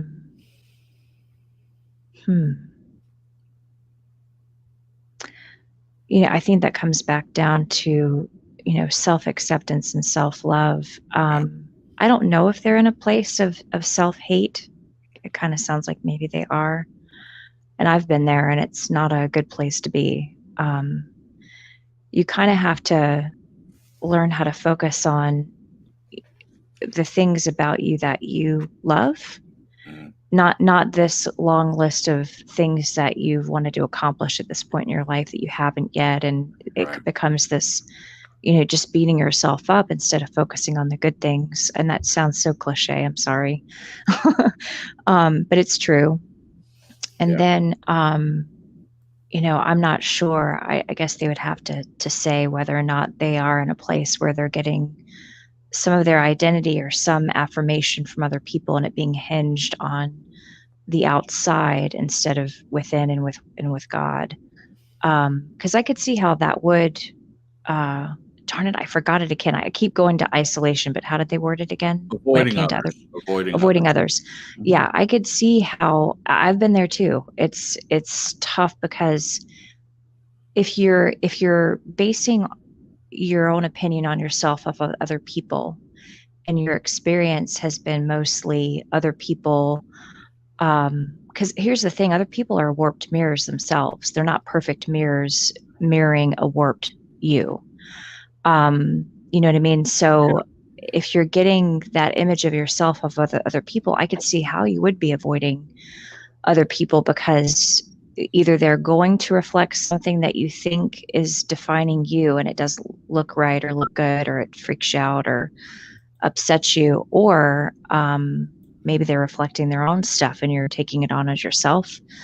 Or it could be just flat out lies. So some of this is just connected to what sounds like it's connected to finding your identity in other people. Whereas if it's coming from within and from God, you don't need to isolate. You don't need to avoid relationships with other people, because you have a firm foundation in who you are, and it's comfortable, and you're accepting of yourself and where you're at. And you're accepting of the fact that every day you're growing, every day you're learning yourself, every day you're getting closer to God. And it's a journey. We've talked on a couple of the other shows about, focusing on, why haven't I arrived yet? Like, why haven't I effing arrived yet? I'm so pissed off at myself. I've been in that place many times. It's so frustrating. And I think it was the last show or the second to last show, where we were talking about the journey, and it really spoke to me because there's so much that we learn every single day in the ups and downs of every day. We learn about other people, we learn about ourselves, we learn about God. Yeah. And it's such a beautiful thing. It really, really is. And it's such a blessing and a gift. I think when we get stuck in these kinds of places, we're missing it. We're missing out on the beauty of the journey. And we're robbing ourselves of that experience. And it's heartbreaking. Yeah. It's heartbreaking how much time I've wasted being stuck in that place. And I get it. It sucks and it's dark, Right. and it just feels like there's no way out. Right. But I promise you there is. I Yeah. promise you. Thank you, Jen. Marisa, Yeah. do you want to add anything to that? No, I think she pretty much covered it. Okay. Grips, And I want just- to add something, please. Sure, okay, Glenn. I'll shut up. So Glenn, Oh no, if you still want to go, she's done the runner. Oh no. Okay. I want to present a slightly alternate way of dealing with this. Oh, sure. I don't like the thought of repression. I'm thinking it Right. takes a lot of energy to repress thoughts about what others think of you and what you think of yourself. Why don't you turn that around and say, I'm going to acknowledge it, put it in your face. Yeah. Just do whatever you have to. Write it all out on a piece of paper, whatever works. Right. But I think once you lay it out and take it out of that repression place, it sets you free because it's in Right. front of you. Then you get the opportunity to move on from it. But if you stick it, if it's still in the repressed place, sorry, what good is it there? It needs to be brought out and see the light of day, to my opinion, so you can move forward. Just a Right. thought. Agreed. I don't know if this person's done this, but it might be helpful to get together with a friend that's safe. And like Glenn just said, just write down what are all the fears that you have? What are all the things that you think about yourself that kind of like get on that hamster wheel in your head, and have someone that knows you and that's safe to help you walk through those things and say, this isn't true. And this is why. This one isn't true. And this is why, and gosh, just bravo, Glenn, bringing it to the light. The longer it stays in the dark, it just festers and it grows. And that whole saying of a molehill becoming a mountain. Is that what it is? Or is it the other way around? Mountain out of a molehill. That's what it is. Yeah. It becomes this horrible, dark monster that's scary. And when it gets like that, of course, you want to shove it into the closet and shut the door because it's so scary. Yeah. But it just reminds me of those stories where, a kid's afraid of some big monster and they end up seeing it. It's like this little puny elf that you get squished with your shoe and laugh at it. This isn't true. This isn't who I am. This is lies.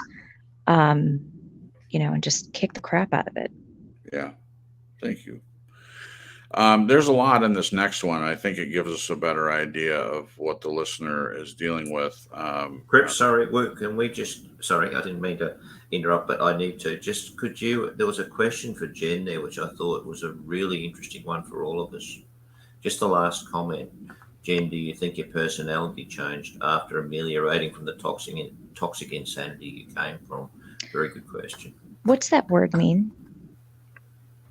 It's a great word. Yeah, what's that mean? After working through all the toxic insanity, essentially. Yeah. Yes. And I think if I would have tried doing the work that we're talking about tonight before I had kind of worked through what I had been through abuse-wise, I don't know if it would have worked as well. Oh. I think because in the process of working through the abuse and understanding where the people were that were abusive, and me understanding that it was their personality disorders, that yes, I contributed in some ways, but they were already disordered. And it was playing into my fears. It was playing into my insecurities, my low self-esteem, my low self-worth, my lack of self-love. Getting a grasp on that was huge. Yeah. So yeah, I think that was a big deal, me working through that. And sometimes, because it's like this organism that's always kind of moving around and changing shapes. So Yeah.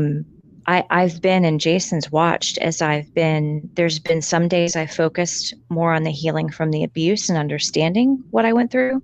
Mhm. And then there were times where I took a break from that and I was working on like some of the childhood stuff and Right. reparenting. And sometimes I was doing both together. Sometimes I was doing one or the other. Sometimes I just took a break and rested and just didn't do either. Right. So it's just, it's kind of, you kind of have to, I don't know, there's like a flow to it. And I really do credit God and the Holy Spirit for me not getting stuck. Because I think it can happen where you get stuck on focusing on it too much or getting stuck in the past. And there's been a few times that I have, but I've had people around me be like, hey, I think you're focusing a little bit too much on this and you Yeah. need to kind of move forward because it's just this, I don't know. Did that make any sense? It made total sense. So Okay. let me add to that. It made total sense, Jen, but as an observer, because I have kind of walked through this with you, it very much is a natural thing. And, we give credit to God for that, the Holy Spirit bringing up things, as we've said, bringing up things when he feels like you're ready to deal with them. And like you said, sometimes it's past stuff. Sometimes it's focusing on the abuse and the reactions that you're having to that. Sometimes it's working on childhood stuff, identifying where it came from. If you're having a reaction to something, it's determining, okay, is this a reaction to the abuse that I suffered in my previous marriage, or is this something from earlier? So the things seem to come when she's in my observation, the things come when she's ready to look at them, and Yeah. she deals with them one at a time. I agree with her. If she had tried to deal with everything all at the same time, it wouldn't have worked. And the Holy Spirit does have a knack. He knows her more than she knows herself, so he seems to bring things up when he feels like she's ready to let go of them. But in Yeah. order to let any of that happen, she had to be willing to look at it, and she Yeah. had to be willing to share it with someone. And in this Yeah. case, it was me, and it was a couple of other people that she has that she can talk to about this stuff. And it wouldn't have worked in isolation. I think it would have been impossible for her to deal with all this stuff just by herself. That's just Yeah. my opinion. I could be wrong about that, but And I'll give a perfect example. If you're done, I don't okay. want to interrupt you. Yeah, no, Folks. I'm done. Go ahead. Learning about triggers is a big thing because sometimes we're responding to something in the present and it has nothing to do with the present. It's connected to something in the past. Right. And that's where having someone to talk to is helpful and who knows your story, Yeah. who knows the abuse that you've gone through that can help you identify what in the past is triggering this current reaction. And sometimes it's not, because sometimes you can tell it's a trigger because you're overreacting to something in the present and you can look at it and say, this doesn't fit the scenario that I'm going through. Why am I this upset or this angry or this sad? Right. Right. Sometimes it's lower. And so it can skirt by as something that's happening in the present, to that particular situation. Yeah. But to be able to bounce the ball, off of the wall with someone and kind of look at it, not beat it to death, but look at it. Yeah. Journaling really helps. But today, I'll just share this real quick. Sure. I took my niece out for coffee and had her graduation gift for her. And we went through the drive-through to get some coffee, and the car started doing this little like hiccupy thing. And I was like, oh my gosh, we have an old van and we have one car right now that's running. And I was freaked out because we had people behind us, people in front of us. And I literally was shaking because I was having this anxiety and Charlie's talking to me. And I'm like trying to carry on a conversation while I'm having all of these, what ifs running through my head. And so I was trying to, stay engaged with her and not be totally distracted, but that was really difficult. And so when I got home, I was kind of emotional, more so than normal. I got home safe and was telling Jason what was going on and where the car was at, like the gas was low, and just explaining to him the light didn't come on and it was doing this. just explaining kind of the vibration and what was happening when I put it in neutral, when I put it in drive, all that stuff. And just in talking with him about it, we were both able to kind of like look at it. And I realized in the moment that I was blamed for everything going wrong in my last marriage, even if it wasn't my fault. And so I was programmed to think anytime something went wrong, even if I had nothing to do with it, I just felt it was my fault. And so I would get very emotional and feel really bad because my ex was very angry and I didn't want him to be angry. I wanted him to be happy. And the other thing, the anxiety of having to come home and tell Cripps there was something wrong with the one car that we have running was anxiety ridden too. But that also stemmed to the past because Jason's a very patient, loving person, very understanding. If I'm taking responsibility for something that's not mine to take responsibility of, the times I forget that, he reminds me. But my ex was a person that just I never wanted to bother him because anytime something went wrong, it just always blew up into this huge thing. And so I was always very anxious about bringing up to him, hey, there's something going on with the car, or there's something wrong with this or that, even if it was small. So being able to sit with him and identify, okay, that was why I was shaking and the anxiety came up, and I was reluctant to talk to him about it. It was very helpful. And that's just an example of kind of checking yourself when it comes to reactions to things. Right. Right. Thank you for sharing all that, Jen. And I'll just say, to the point of the question that was asked, in my opinion, her personality didn't change, because that was the question. Believe says, Jen, do you think your personality changed after ameliorating from the toxic insanity you came from? From the beginning, I had this theory that we get covered up by the world. As I had said earlier when I was commenting, we're born into this world innocent, perfect people. And I know people from a theological standpoint are going to argue, we're born into sin and all that stuff. Okay, so just set that aside for a moment. I'm just talking about an innocent baby. Yeah, we're born into a sinful world for sure. Okay, I'm not arguing that point, but we have not sinned. We're little perfect little babies, incapable of sinning, unable to speak, unable to steal cookies from the cookie jar. Okay, so we're at that point where we're perfect. We're perfect little beings that are born.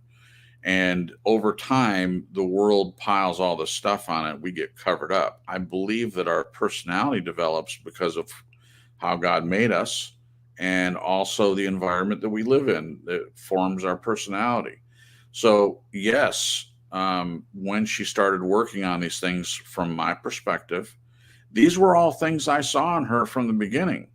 Her personality was intact. It wasn't like she was a disjointed person, but the personality aspects became more prominent as she uncovered some of the abuse that happened and dealt with it. So she was an intact person the whole time. I don't feel like she was like schizophrenic in her personality. She was loving and kind and funny and intelligent and all these wonderful things. But I could just see that some of it was covered up, and now she's more free to be herself, be who she's always been. And I'll just add, speaking for myself, I know who I was when I was a kid. I know what kind of personality I have, and I'm becoming more and more that person in an adult form as I uncover things that happened and start to deal with that. And I believe that's the way it works. That's my opinion. I think that you have the listener. I'm speaking to the listener. You have your personality, the qualities of who you are as a person are all there. They're all in you. And as a believer, you've been covered up. You've gone through abuse and manipulation and control, and all that stuff is covered up by these other things, by the depression, by the isolation, by your view of yourself, by believing lies about who you are that come from others and come from the evil one. He doesn't want you. I saw a comment from Marisa in the chat. He wants you to stay isolated. He wants you to stay covered up. Well, the Holy Spirit doesn't want that. He wants you to be uncovered. He wants to bring out that fantastic personality that I assume that you have. It's in there. Just wanted to add that. Okay. So this next part, I think, gives an idea of some of the struggles that come out of all of this. Okay. So the listener says, we went out to a ceremony, and before it started, I was introduced to a friend's partner. We took our seats. My friend had left for a few minutes, and I wanted to talk to this person, but my mind was blank, literally blank. I know this may sound crazy, but I have had these thoughts many times in my life, and I just don't honestly get it. I just seriously get stymied and not a thought of how to start small talk. I don't know, man. I feel just what my dad and I talked about. So the question from that, why do I feel uncomfortable saying this to you? Why do I have feelings of worthlessness, like I'm a freaking tomato can or something? I do remember this story from one of the other broadcasts, and I see it as just social anxiety. You're obviously, from the way that your questions are stated in all these write-ups, and Glenn has put them together, and the dialogue between the two of you, you're obviously a very, in my opinion, a very intelligent person, and you can put your thoughts together very well so that other people can understand them. So what prevented you from thinking of anything to do small talk? I mean, there are any number of reasons, but to me, what it comes down to is just social anxiety. That is something that can be worked on, and a lot of the stuff that we're talking about, if you're feeling, if you're believing these lies that people have told you about you, and if you're holding on to those things, it would be easy for you to draw a blank or to not know how to start small talk.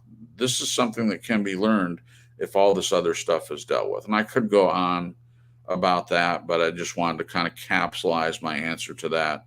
And then I'll open it up to anyone else who wants to comment, whoever wants to go first. The one thing I was thinking of is pressure. I think sometimes we put pressure on ourselves on being a good conversationalist. Sure. And I don't know about the writer, the listener, but sometimes I feel like I conduct myself better in conversation and writing. Sure. So then when it comes to the face-to-face, I'm like, now Right. I've switched from being really quiet and having this 5-car pileup in my head to talking too much when I'm nervous. And if I had the two to choose from, I probably would choose talking too much. Because I understand how it feels when you have that 5-car pileup in your head. You don't know what to say. And I don't know how to, I don't know if it's pressure that you're putting on yourself to say the right things or to start the conversation the right way, or, gosh, if there were only a way that you could take that pressure off yourself and just be you, and just let it flow. And it sounds so easy. And I know it's, when you're in that place, because I've definitely dealt with social anxiety. It's almost physically painful, and I don't know if they've had that same experience, but it's just very uncomfortable. And then you start sweating, and I usually blush, which is even more embarrassing because you're like, now my face is red, and they're probably wondering why, because I haven't even said anything yet. Right. And my armpits are sweating. Right. Gosh, man, I don't know what to say after that, but I definitely can relate. Well, this part is very common. This, drawing a blank in small talk, or, when you're bringing these big topics up, no problem putting it down in writing. That's clear. And I agree with what Jen said. A lot of times it's easier for me to write my thoughts out rather than actually having a conversation. It's gotten better over time. I feel like I've got it now. But we all struggle with this, man. And I think you're giving yourself a hard time about this one incident. And it can be embarrassing. And in your question, you say, why do you have this feeling in talking about it with Glenn? And I remember from one of the shows, I don't remember if it was in the write-up or in the chat, but Glenn had said, when you're in that sort of situation, I thought his suggestion was good. If you're in the sort of situation again, you can say to the person, I know it takes a lot to do that because you're putting yourself out there, but that's part of what this is, in saying, I don't even know what to say right now. And usually any person that has any kind of social grace whatsoever will see that you're struggling, and they might say, well, what do you think about the ceremony? Or they might ask a question about the weather, something just really, really small to get the conversation going, and then you're off on your way. So part of that, takes some humility on your part to admit, hey, I'm drawing a blank. I want to have this conversation with you. But I think most people would be pleasantly surprised that someone was that honest. Hey, I don't know what to say, but but this might help moving forward if this ever were to happen to you again, admitting, I think a lot of people would react very well to you just admitting, I don't even know what to say right now. And if they're aware of that, then it puts a little bit of weight on them to say something from their end, and that could easily start a conversation. I just wanted to throw that in there. Anyone else want to comment on this one? Yeah, Cripps, I think that's spot on. In conversation to post this, I said to the listener, why not just be honest and tell the truth? And that's exactly what you said. I remember after your mum was out of the frame, someone organised a blind date for me. Okay, I went to this club and I saw this person, and this lady was absolutely gorgeous, about 4 steps above me at my weight. And I thought to myself, oh, I'm going to pee my pants. What am I going to say to this lady? Did you tell her that? Not quite. But what I thought, well, the only way I can deal with this is exactly what I said to the listener. I just went and said, look, I just don't know what to say to you. You're so gorgeous. What am I doing here, sort of thing, and laughed it off. Yeah. And then she said, we actually got on very well and went out for quite a time. But she said, my beauty's a curse. She said, because I attract all the handsome guys that have got no quality. And right. all of the guys that aren't so handsome are scared to approach me, and they're the nice ones. She said, what do you do with that? It's a curse. Right. So I think that in the truth is so significant. Just fess up. Yeah. Yeah. So, yeah, I was still what? I think I was still crapping myself. I actually remember you telling me that story. Oh, I did. And man, I was scared shitless.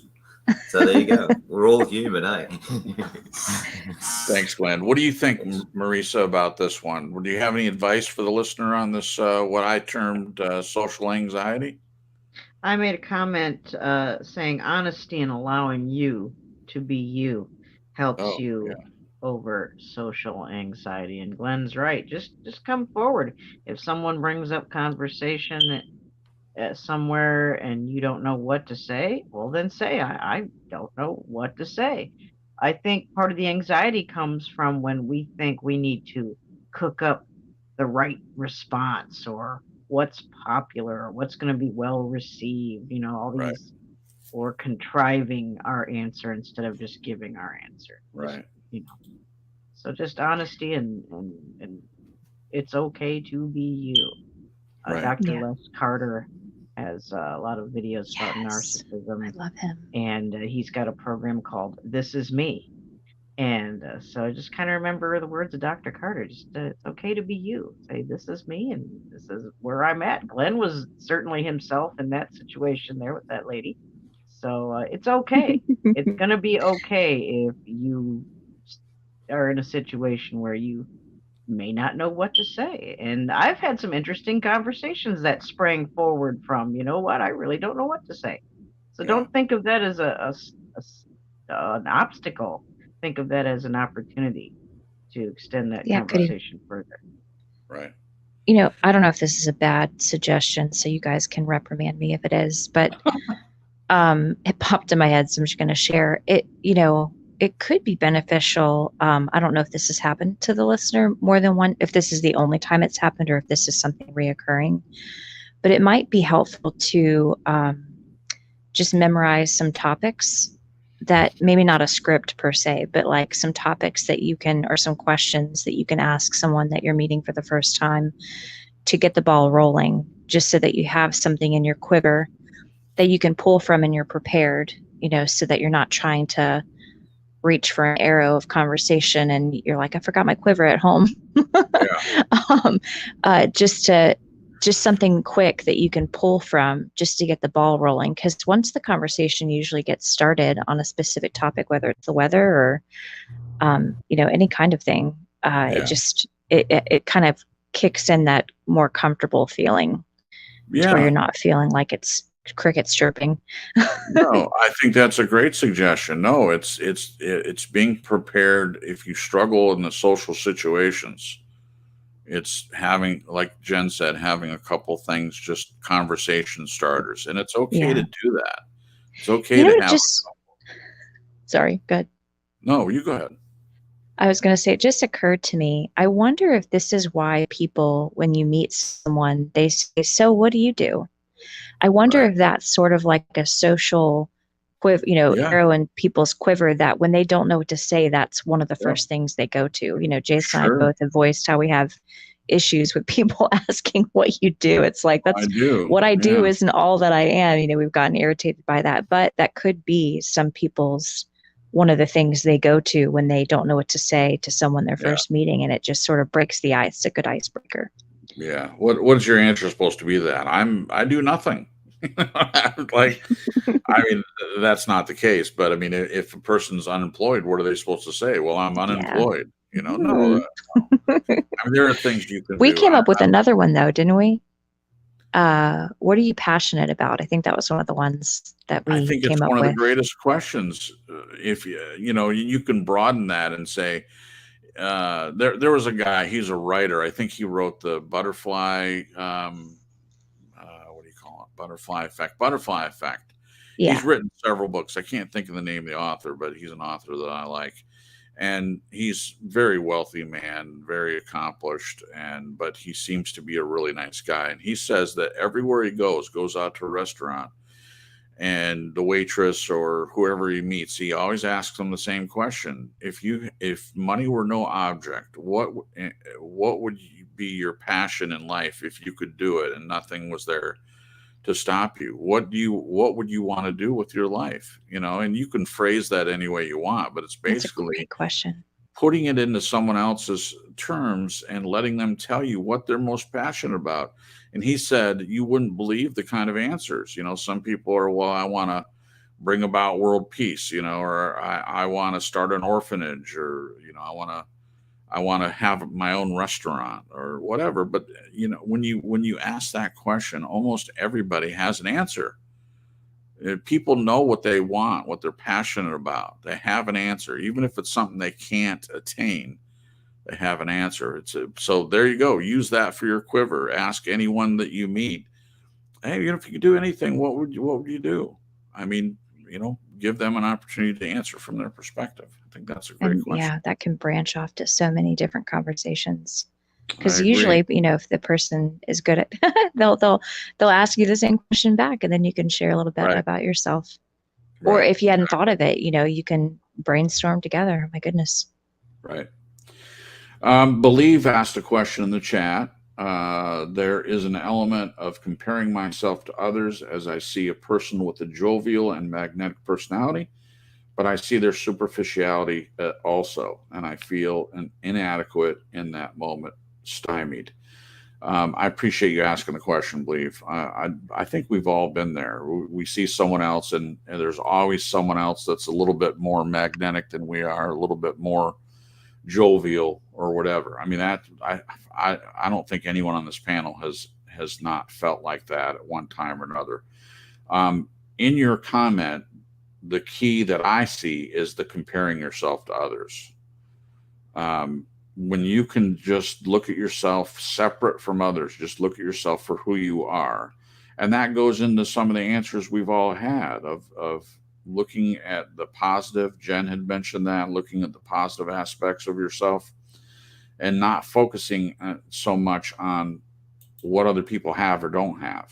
I mean, when you look at other people, you're going to notice the good and the bad. You say you see the superficiality also. Well, good news. Everybody has a little bit of that in them. So if you're going to look for stuff like that, you're going to find it, even if you're not looking. So it's better, just in my opinion, not a self-absorbed way, but just to look at yourself and don't compare yourself to others. You know, this idea, and a lot of people struggle with it. It's this idea of keeping up with the Joneses. You know, you see someone else, and the Bible's clear on that. Don't covet. You know, it's pretty simple. Don't covet what other people have. And I think there's a reason. Just like I have said in the past, the commandments, of course, are things that God doesn't want us to do or wants us to do. It's also for our protection, because he knows the result of that. And so there's obviously more to coveting than just the words that it says. Don't covet other people's things. Look at the qualities that you have in yourself. Find out what they are. I know you have them, and focus on those. Okay, 2 more. Listener says, I can see how I've been treated regarding the manipulative, toxic, negative people I've been around. The treatment of others, my self-thought regarding these areas of discontentment have caused me to seek comfort in God. Well, that's not a bad thing, in my opinion, as bizarre as that may sound. But it's true. It's like, where else do I turn to but God? And it's like I just let go of it all and dive into intimate prayer and reading the Bible. And I ask God in prayer to give me answers, as well as to fulfill other areas of my life. Well, I think that's an excellent start from the perspective of a fellow believer. But the question, you say I can do something about these thoughts, but what should I use God as my personal crutch? I think all these questions that we've tried to answer tonight, in a way, you know, step by step, are we're all trying to help come up with this answer of how. Because as I said earlier, you know, we can analyze things, we can hear, we can listen, we can present our opinions. But when it comes down to it, nobody can tell you the how except for you. You have to figure out what works best for you. People can suggest things, but everyone's different. What motivates one person does not motivate another. So I wish I had a better answer for you, but I do have an answer. This idea, should I use God as my personal crutch? My dad had this thing. He's a musical evangelist, and he's been in churches and been on stages all over, SeaWorld and Grand Ole Opry and things like that. And he used to have this thing. He'd hear from people when he would witness to them or minister to them or talk to them about God, and they would say, well, God's just, or Jesus is just a crutch. He would actually say that. People, you know, back in the day would say that Jesus is just a crutch. And my dad had a really good answer to that. He says, well, if Jesus is a crutch, I'll take 2. That's good. I mean, you only need the one, but I think the point is clear. You know, God isn't a crutch. I don't see him as a crutch. I don't see Christianity itself or religion or belief as a crutch, but it is a basis for everything that we do as a believer, everything that we do. Our beliefs are important. You know, we talk on these broadcasts a lot about beliefs. And if you're saying, should I use God as a personal crutch? There's nothing else that you can depend on as much as God. And, you know, especially when you're coming out of all this stuff, if you're in the place that Jen was, Jen relied on God very heavily and still does. I mean, the Holy Spirit walks with us through this world, walks with us on whatever path that we're on. And in my opinion, again, this comes from a perspective of a believer, so I'm probably a little biased, but having God as a crutch is in my opinion, not a bad thing. There's nothing negative that can come out of that. And then as you deal with some of these things personally, as he heals you, as you grow and change, I'm not saying that you stop relying on God, but instead of a crutch, it becomes a cane. Instead of a cane, then it becomes you walking on your own 2 feet and him walking with you. Doesn't have to carry you anymore. So there's no shame for a believer to be carried for a while or to use God as a crutch. There's nothing negative in that, in my opinion. I'm sure other people have a different answer, but that's my answer to that. Anyone else want to respond to this one? The first part, you say I can do something about these thoughts, but what? And then the second part, should I use God as my personal crutch? I'll jump on there. All right. I love what your dad had to say about that, by the way. Right. That's great. I'll tell him you said But that. let's look at what is a crutch? A crutch is there to help someone. Heal. And there is Father, no heal. shame. Don't ever be ashamed for needing help and asking for help. Right. Trying to shame someone, that's a very shaming thing to say to somebody, like, Jesus is just a crutch. Well, like your dad said, I'll take, give me two, give me as many as you can give me. Exactly. But also remember, even better than a crutch, God carries us, and he can carry me the whole way. I don't care if I ever walk alone. I don't want to walk alone. I would rather walk sitting on his shoulders in his arms than anywhere else. I can't think of a better place to be. Right. If he is there for me to lean on, we're supposed to trust in him, lean not on our own understanding. Right. And there's nothing wrong with that. Right. And people who say negative things like that, they're just, that reflects who they are, quite openly, that they are not a person of faith. They are not someone that, they're not bringing anything good or constructive to the table by making a comment like that. So you take that with more than a grain of salt and consider the source, and, never mind what those people have to say. Right. Please.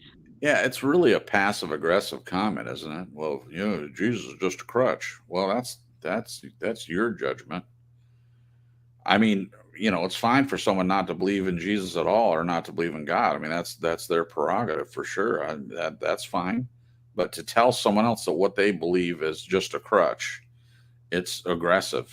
I don't think it's as passive as I said passive aggressive. I think it's aggressive. It's pretty aggressive. You could just say, I'm sorry you feel that way. I disagree. Mm-hmm.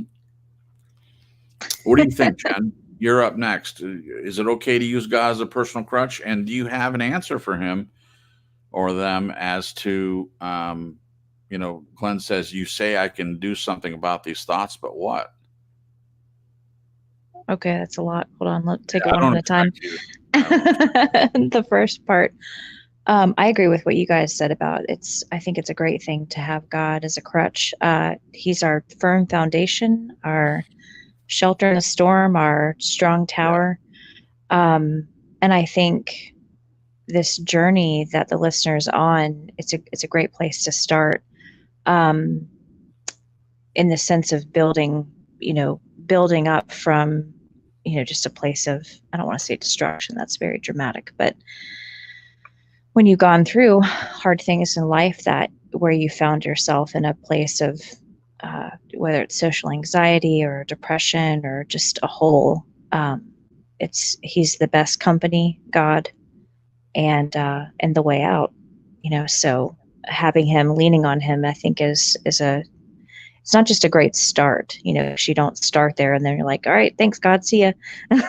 He walks with you. But I think that's a great thing. It's interesting, the whole crutch thing, because, you've seen people, I think we've all seen people in life that, I think God does want to be our everything. Sure. But I think some people can take it to an unhealthy level. Yeah. Do you know what I mean? Sure. And I know God doesn't want us to lean on him and isolate, right, because fellowship's important, and it's a part of our growth. It's a part of our experiencing life. But what was the second part? I think Glenn, should I use God as my personal crutch? Okay, I got that part, but what was the other part? You say that I can change these thoughts. How? How can the listener change? How can they do something about these thoughts? Yeah. if I were in this person's position, I probably would start journaling, Yeah. whether it's on a computer or in written form. I love to write in my journals, and just write down the thoughts that you're having, Yeah. and deconstruct them. Why do I believe this about myself? Where did this originate from? Was it Yeah. said to me by a parent when I was little? Yeah. Did I assume this about myself because of how I was treated, or because I was neglected, or because I didn't get some things? And then shine the light of truth onto them. Find some scriptures that pertain to those specific things, or as close to as possible. Yeah. Just dig into it in that sense. And if you're gonna change the thoughts that you have about yourself, you can't just wish the bad thoughts away. You have to replace them with something else. Yeah. So That's a good yeah, That's a good point. that would Replacing it be, with something, getting rid of the negative yes, thoughts and yeah, replace them with replace it with something something positive. And it Beautiful. sounds so cliche and like, affirmations, but it really does work. And Yeah. it's not like you're trying to repeat something.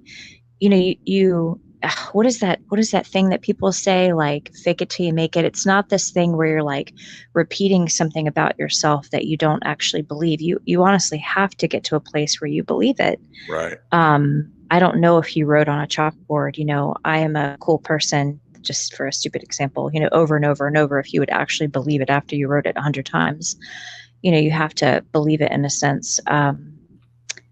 But I lost my train of thought. But yeah, you do have to replace negatives with the positive, Yeah. and just recognize that we all have things that happen to us when we're kids that follows us into adulthood. Yeah. And I'm just so blown away how I do think we all do this to some degree. I really did it to the umpteenth degree, where you believe something about yourself, and then you see everything through that lens. All this, interactions with people and the comments people make and things that they say or don't say. And it really is like you're in a position where you are collecting proof to prove the lie you believed about yourself from childhood true. There it is. And my mom actually shared that with me, I think like 2 years ago, and it blew my mind, and it set me on this different path of just recognizing, if I just didn't even know it was happening while it was happening. And that was one of the many reasons why I got stuck, because I just had no idea that I was seeing things through a certain lens of, abuse, or this certain lens of who I thought people thought I was, or who I thought I was. And so everything came through that lens, and it got warped into this. See, this is why I'm stupid. See, this is why I'm ugly. See, this is why I'm not talented. See, this is why I'm not successful. See, this is why I'm not doing the things that I so desperately want to do in my heart of hearts, but I'm just not doing for some stupid reason. Right. And so it was just collecting all of these things that kept backing up the lie about myself. Yeah. And I had to put a stop with that. And the way I did was to recognize that was going on at all in the first place. I was just Yes. Yeah. and that was huge. That was huge for me. And then once I recognized that, it kind of broke down that pattern, that Right. program. And then I had to kind of start afresh and be like, okay, let me dig into this, to why these lies, how they got there, why they're there. Why am I believing this about myself? Yeah. What does God say about me? And who do I want to be? Who am I right now? What are some good things about me that I really like? And just starting from there and building from there. Beautiful. So, Thank you, Jen. yeah. Glenn, did you have a comment? We have one more to go over, and then we'll close everything up. I like Jen's answer. I thought it was very well, beautifully articulated. Yeah. I'll just add one bit about the crutch. Well, obviously out of my reference frame, but I just Sure. can't imagine that people can sit on the beach in the Bahamas sipping martinis and say, well, God's going to fix it all. You have to get off your ass. Right. As well. This is not a Yes. one-way ticket. This is not a free one-way ticket where Right. you are not expected to participate. Right. You've got to be all in, as far as I see it. Well, for that not being in your frame of reference, in my opinion, that was 100% dead on. I'd said at the beginning of the broadcast, and I get this from Jen's dad on a separate comment he made about waiting on God. And he didn't mean anything bad by it, but he said, waiting on God isn't just putting a blanket over yourself and sitting in the corner. He was right in a way. And the way he phrased it, could have been taken out of context a little bit. But we have to get out, take the blanket off and get out of the corner. I mean, at least that much. Once we get on our feet, and he'll even help us on our feet. That's the idea. If God is a crutch, he's okay being a crutch for a while. We may need him to be a crutch, and we can rely on him in that way. But we're responsible. We're responsible for taking action, and he's responsible for helping us through that. It's very much something, if God wanted to, he's responsible for saving us. Absolutely. If God wanted us just to be robots, as I've said before, he would have made us robots and we just follow commands. No, Marisa said, this life that we live in, I'm paraphrasing her, but she said this life that we live in is for us to learn. Well, we can't learn much by not being in the game, by not being on the field, and it's not a criticism. Like, I've been there. I've wanted to just, stay alone and stay isolated and keep away from other people. I have very much experienced that, but it wasn't until I was able to put myself out there that I got a lot of rewards in meeting Jen and Glenn being a friend and other people that are part of my life now. I just was beat up, and I was at a point where I felt better just being by myself. I didn't want to be hurt anymore by other people. So I just said, to hell with it. I'm just not going to venture out there. I'm not going to risk being hurt again. And that served a purpose for a while, but it just kept me in a place. Sure, there was some growth in that in and of myself, but nobody was benefiting from the positive aspects that are parts of my personality. There was no True Story Live. There was no sharing with others things that I've learned. And it's just really all changed. And part of that was being willing to look at myself, take responsibility for my own stuff. And then once I got to a certain point, I had to put myself out there, get out of the isolation. I'm not saying it's easy, but it's an important step in my opinion. All right. Okay. Last one. The listener says, if there is a catalyst to change, how might I find it? Do you think it is a miracle in some sense? Maybe it is a God thing, divine providence. If others don't have that same experience, what would you say is the catalyst for you from your experience? If others don't have that same experience, what would you say is the catalyst for you from your experience? Well, first of all, as I've said a few times during tonight's broadcast, we've all had experiences. You are not alone in any of this stuff, in my opinion, any of the stuff that you felt. We have all weighed in on some of these things that you have felt in one way or another. We've all felt that way. You are not as isolated as it may seem, at least as far as this panel is concerned. We've all experienced some of these things. So you can forget that part. Again, as far as a catalyst, you're going to have to figure that one out. And I hate to say it, but you're going to have to figure out what the catalyst is for you. What's going to bring you out of the place that you don't want to be anymore? It's something. We've all said some good things tonight. And Glenn was mentioning, you have to look at yourself and say, I don't want to be this anymore. And, taking the steps to do that, whatever is going to work for you. Yeah, you know what? To me, it is a miracle. It is a God thing. It is divine providence. But it starts with you being willing and being tired of the way things are. And it seems like from all the dialogue and all the back and forth that you are tired of things being this way. It doesn't have to be this way, and you've already started the process by asking these questions. That's part of you, in my opinion, you analyzing yourself and being willing to look at it. I got to be honest with you. I've met people that aren't even willing to look at it. They're in this place. They don't even know how they got here, and they have no interest in doing anything to change it. That's not you. Doesn't sound like to me. So people have had the same experience. So what would I say is the catalyst for me?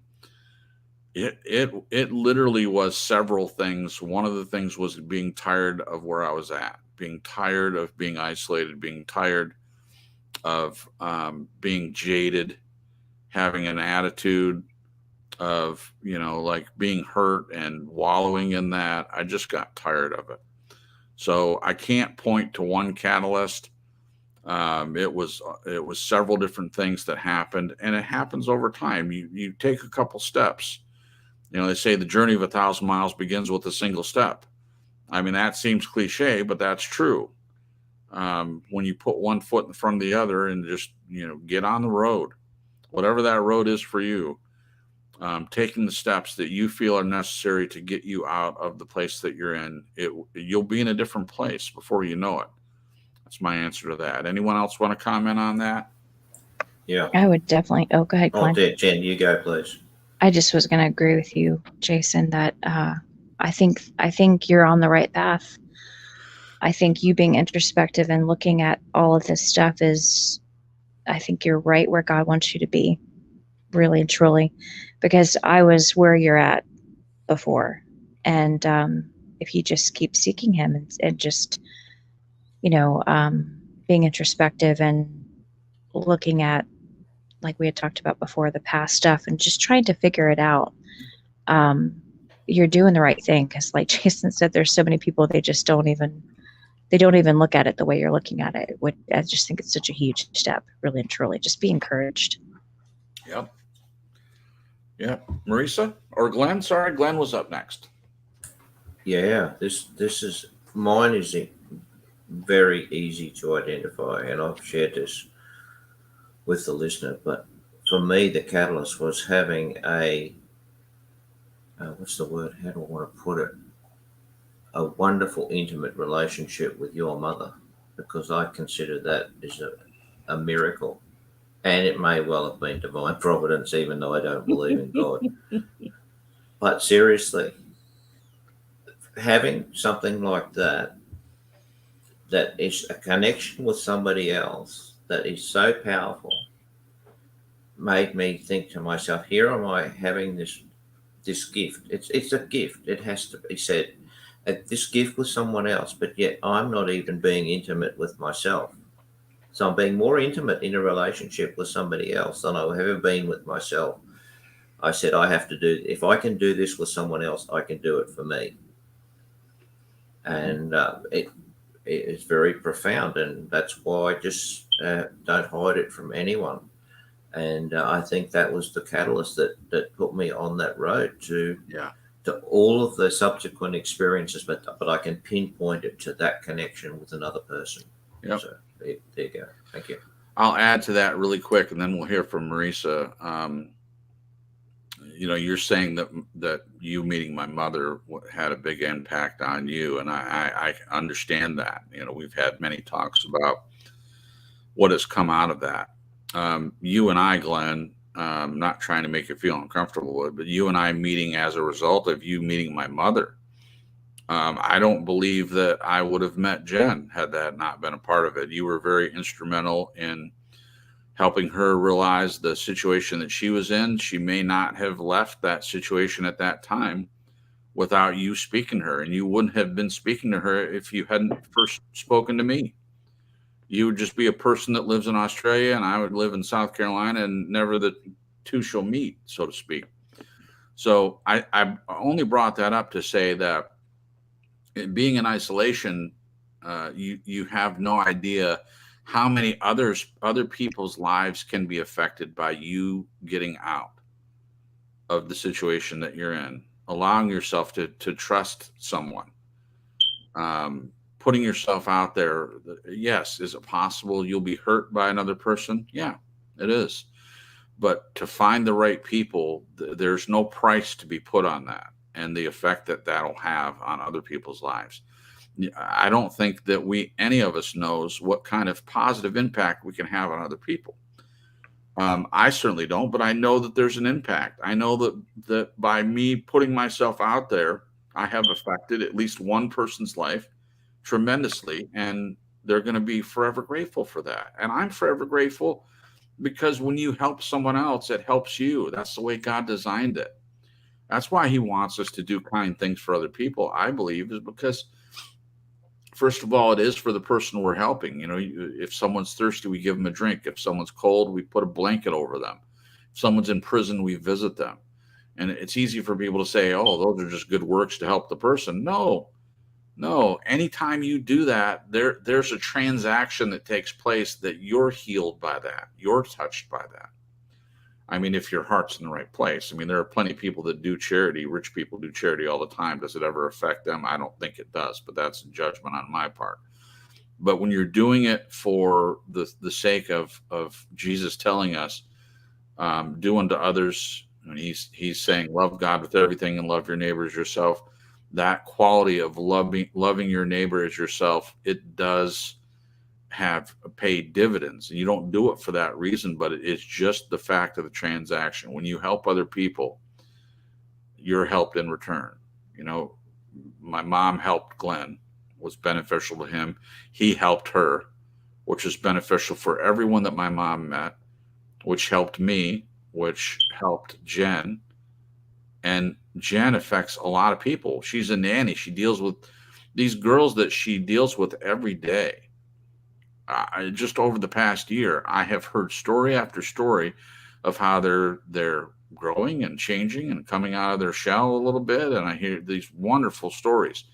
Well, Jen may not have ever been in that situation to begin with if it hadn't been for some of these other things. It literally is the butterfly effect. Everything that you do affects someone else, and the people that are involved in your life will go on to affect other people. And it just is a beautiful thing. I mean, I just can't go on enough about that. And it starts with you putting yourself out there. That's all I have to say about that. Marisa, sorry it took so long. Go ahead.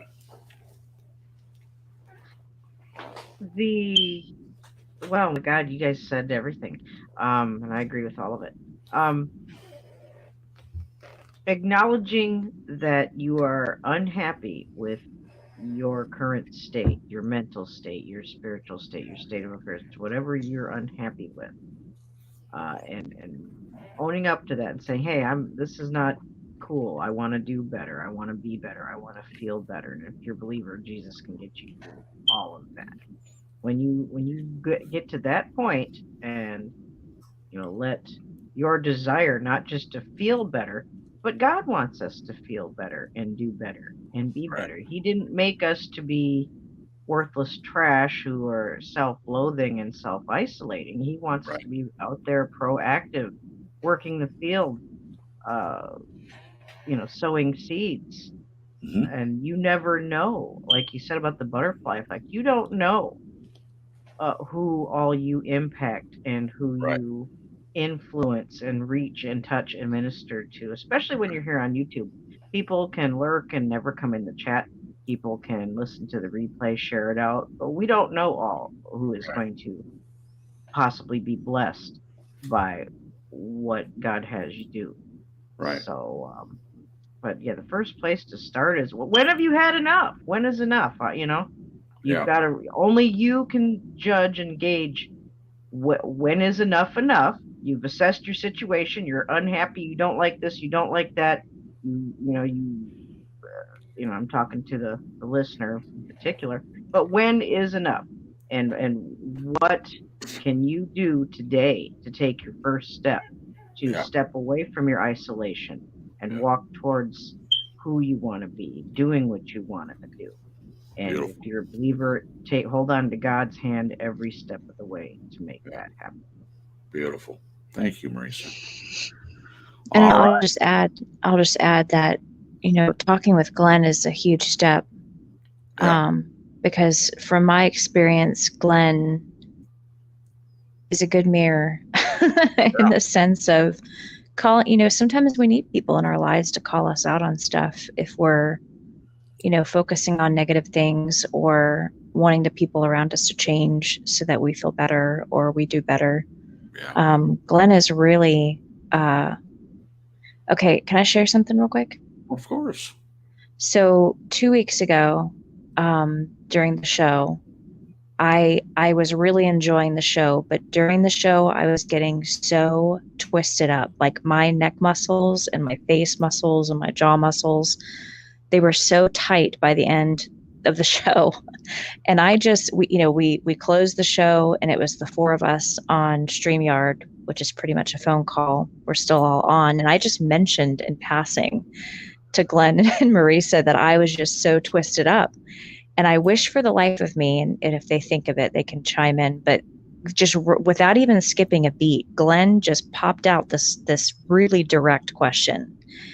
And I just broke down. I started crying. I was so pissed off.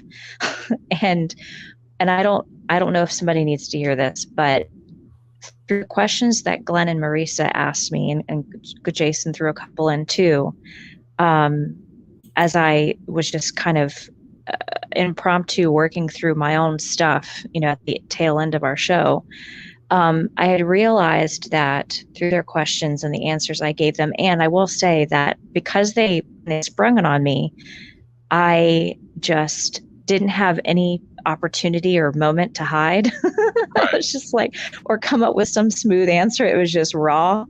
I realized through our conversation that came about through the questions that I had been so angry at my parents for not supporting me or encouraging me in the creative aspects of my life, the things, my dreams, my passions, from even when I was a little kid.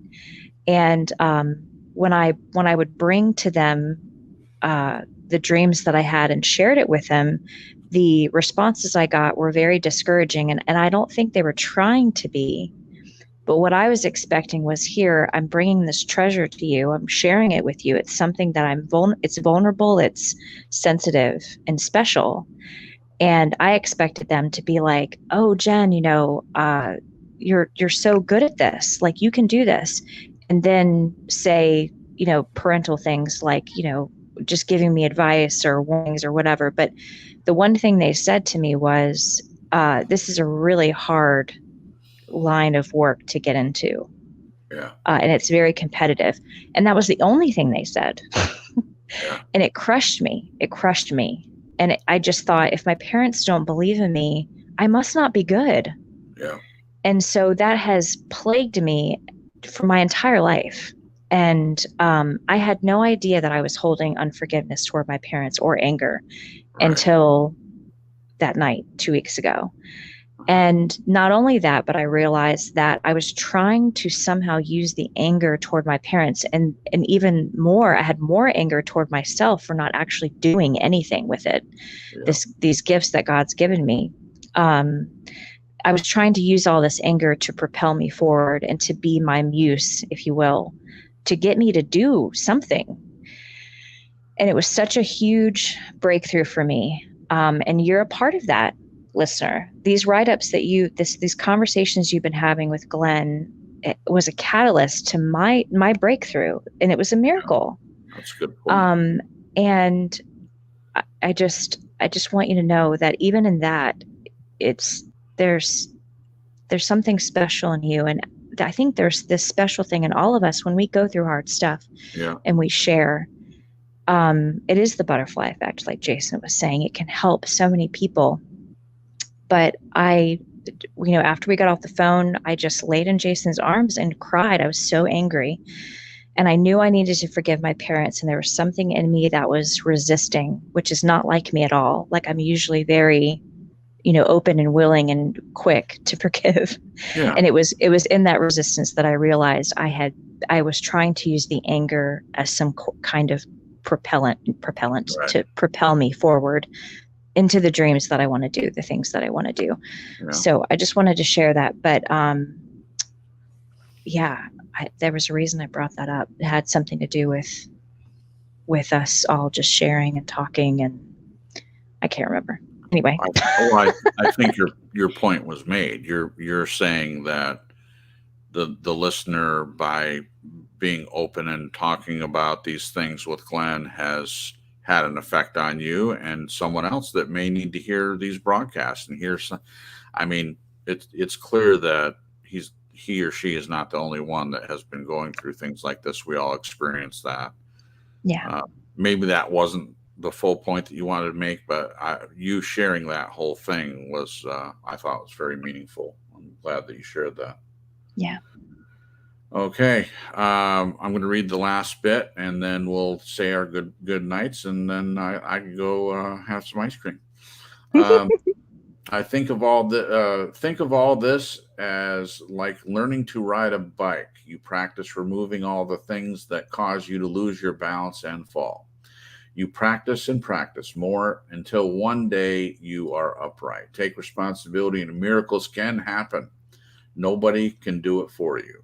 I wish to thank our listener for all the thoughts provided for this series of TSL shows. I acknowledge that it is not easy to reveal oneself, let alone accept the truth about oneself and be willing to do something about it. This is what the how of the unbecoming is all about. You will become what you become. Don't dwell on how you might feel. Just be open to possibility and being free of all the crap and get on with it. And then we end with a quote: let go of the idea that the path will lead you to your goal. The truth is that with each step we take, we arrive. Repeat that to yourself every morning. I've arrived. That way you'll find it much easier to stay in touch with each second of your day. And that's our friend Paulo Coelho. There we go. All right. Well, this has been great. I also thank the listener for being willing to share these things. 4 broadcasts that we've gotten, and answered a lot of good questions. Super grateful. Thank you for sharing that. And for anyone listening, if you would like to share something, emails or topics that you'd like to hear us discuss, definitely you can leave that in the comments, or you can come into the chat and give us your suggestions. We definitely follow up on that. As you can see, we get a lot from listeners' comments, and we take it all seriously. So thank you for that. Thank you for everyone that joined in the chat. And we're going to hear goodbye from Glenn and from Jen, and then we'll let Marisa close it up. But from me, I just am grateful to even be here and to have these conversations. So thanks to everyone on the panel, and thank you for the listeners. And if you're listening to this after the fact, thank you for stopping by. Please leave a comment if you'd like under the description, and be sure to like. And if you haven't subscribed, please subscribe. Thank you so much. And we'll hear from Glenn. Glenn, take a minute if you have any closing comments, and say goodbye to the peoples, please. I'll say good night, and just say that we don't speak to people away from the show with the thought of having conversations to write TSL shows. You come first as a person, and we have many conversations with people that never see the light of any broadcast. So never think that it is our intention to use any person just to do TSL. I just want to make that really clear. Yeah. It's important, I think, because that we have no agenda as such, and you as a person are what really matters. So I'll say good night and leave you with that one. Thank you. Thank you, Glenn. You're absolutely correct. Beautifully said. Yeah, I'll ditto that. Definitely. I feel like sometimes we've taken more from our own lives, which sometimes feels, I know it's not narcissistic, like that's not us, but sometimes I'm like, oh, we're always pulling from our own stuff and talking about like, oh geez, people must be bored. No. Oh, we've heard this story from Jason so many times. I'm just kidding. I'm at least consistent. That's true. It was a wonderful, wonderful broadcast tonight, guys. Thank you so much to the listener for being open with Glenn and sharing the things that you're going through. It's a huge deal where you're at. It's a big, big deal, and you're on the right path, and you're helping other people. And sometimes I wondered if maybe my calling isn't to become some artist. Maybe it's just to help other artists work through their own blocks and stuff the way I'm working through right now. Who knows?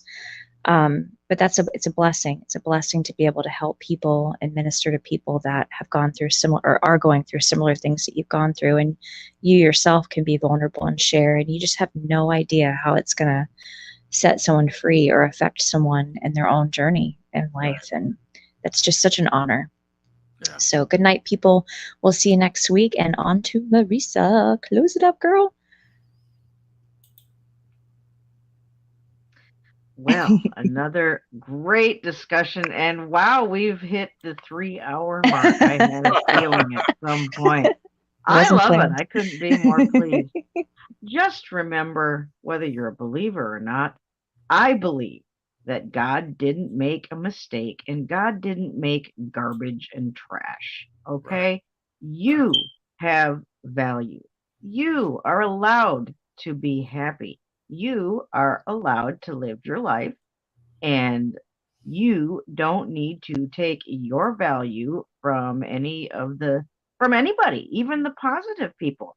It should just be enough to know that God made you and God loves you, and you are here to do all kinds of wonderful things, uh, to bless other people, and you don't know when or where you're going to be helping someone or touching someone or ministering to someone, or just a kind word and a listening ear sometimes can help someone. uh, it can prevent them from doing something destructive to themselves Yeah. or someone else. Yeah. Never underestimate what seems to be trivial or small potatoes. Right. What may be that to you, it's not to someone else. So Mhm.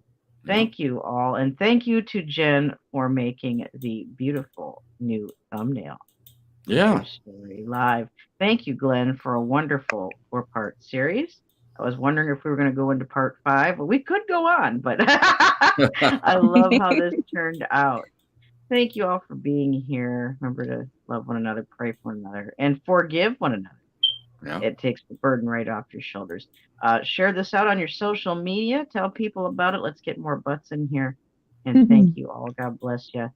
And we'll see you here next Sunday night. God willing, we're all alive to be here Mm. on True Story Live, 8 p.m. Eastern Standard Time. Good night.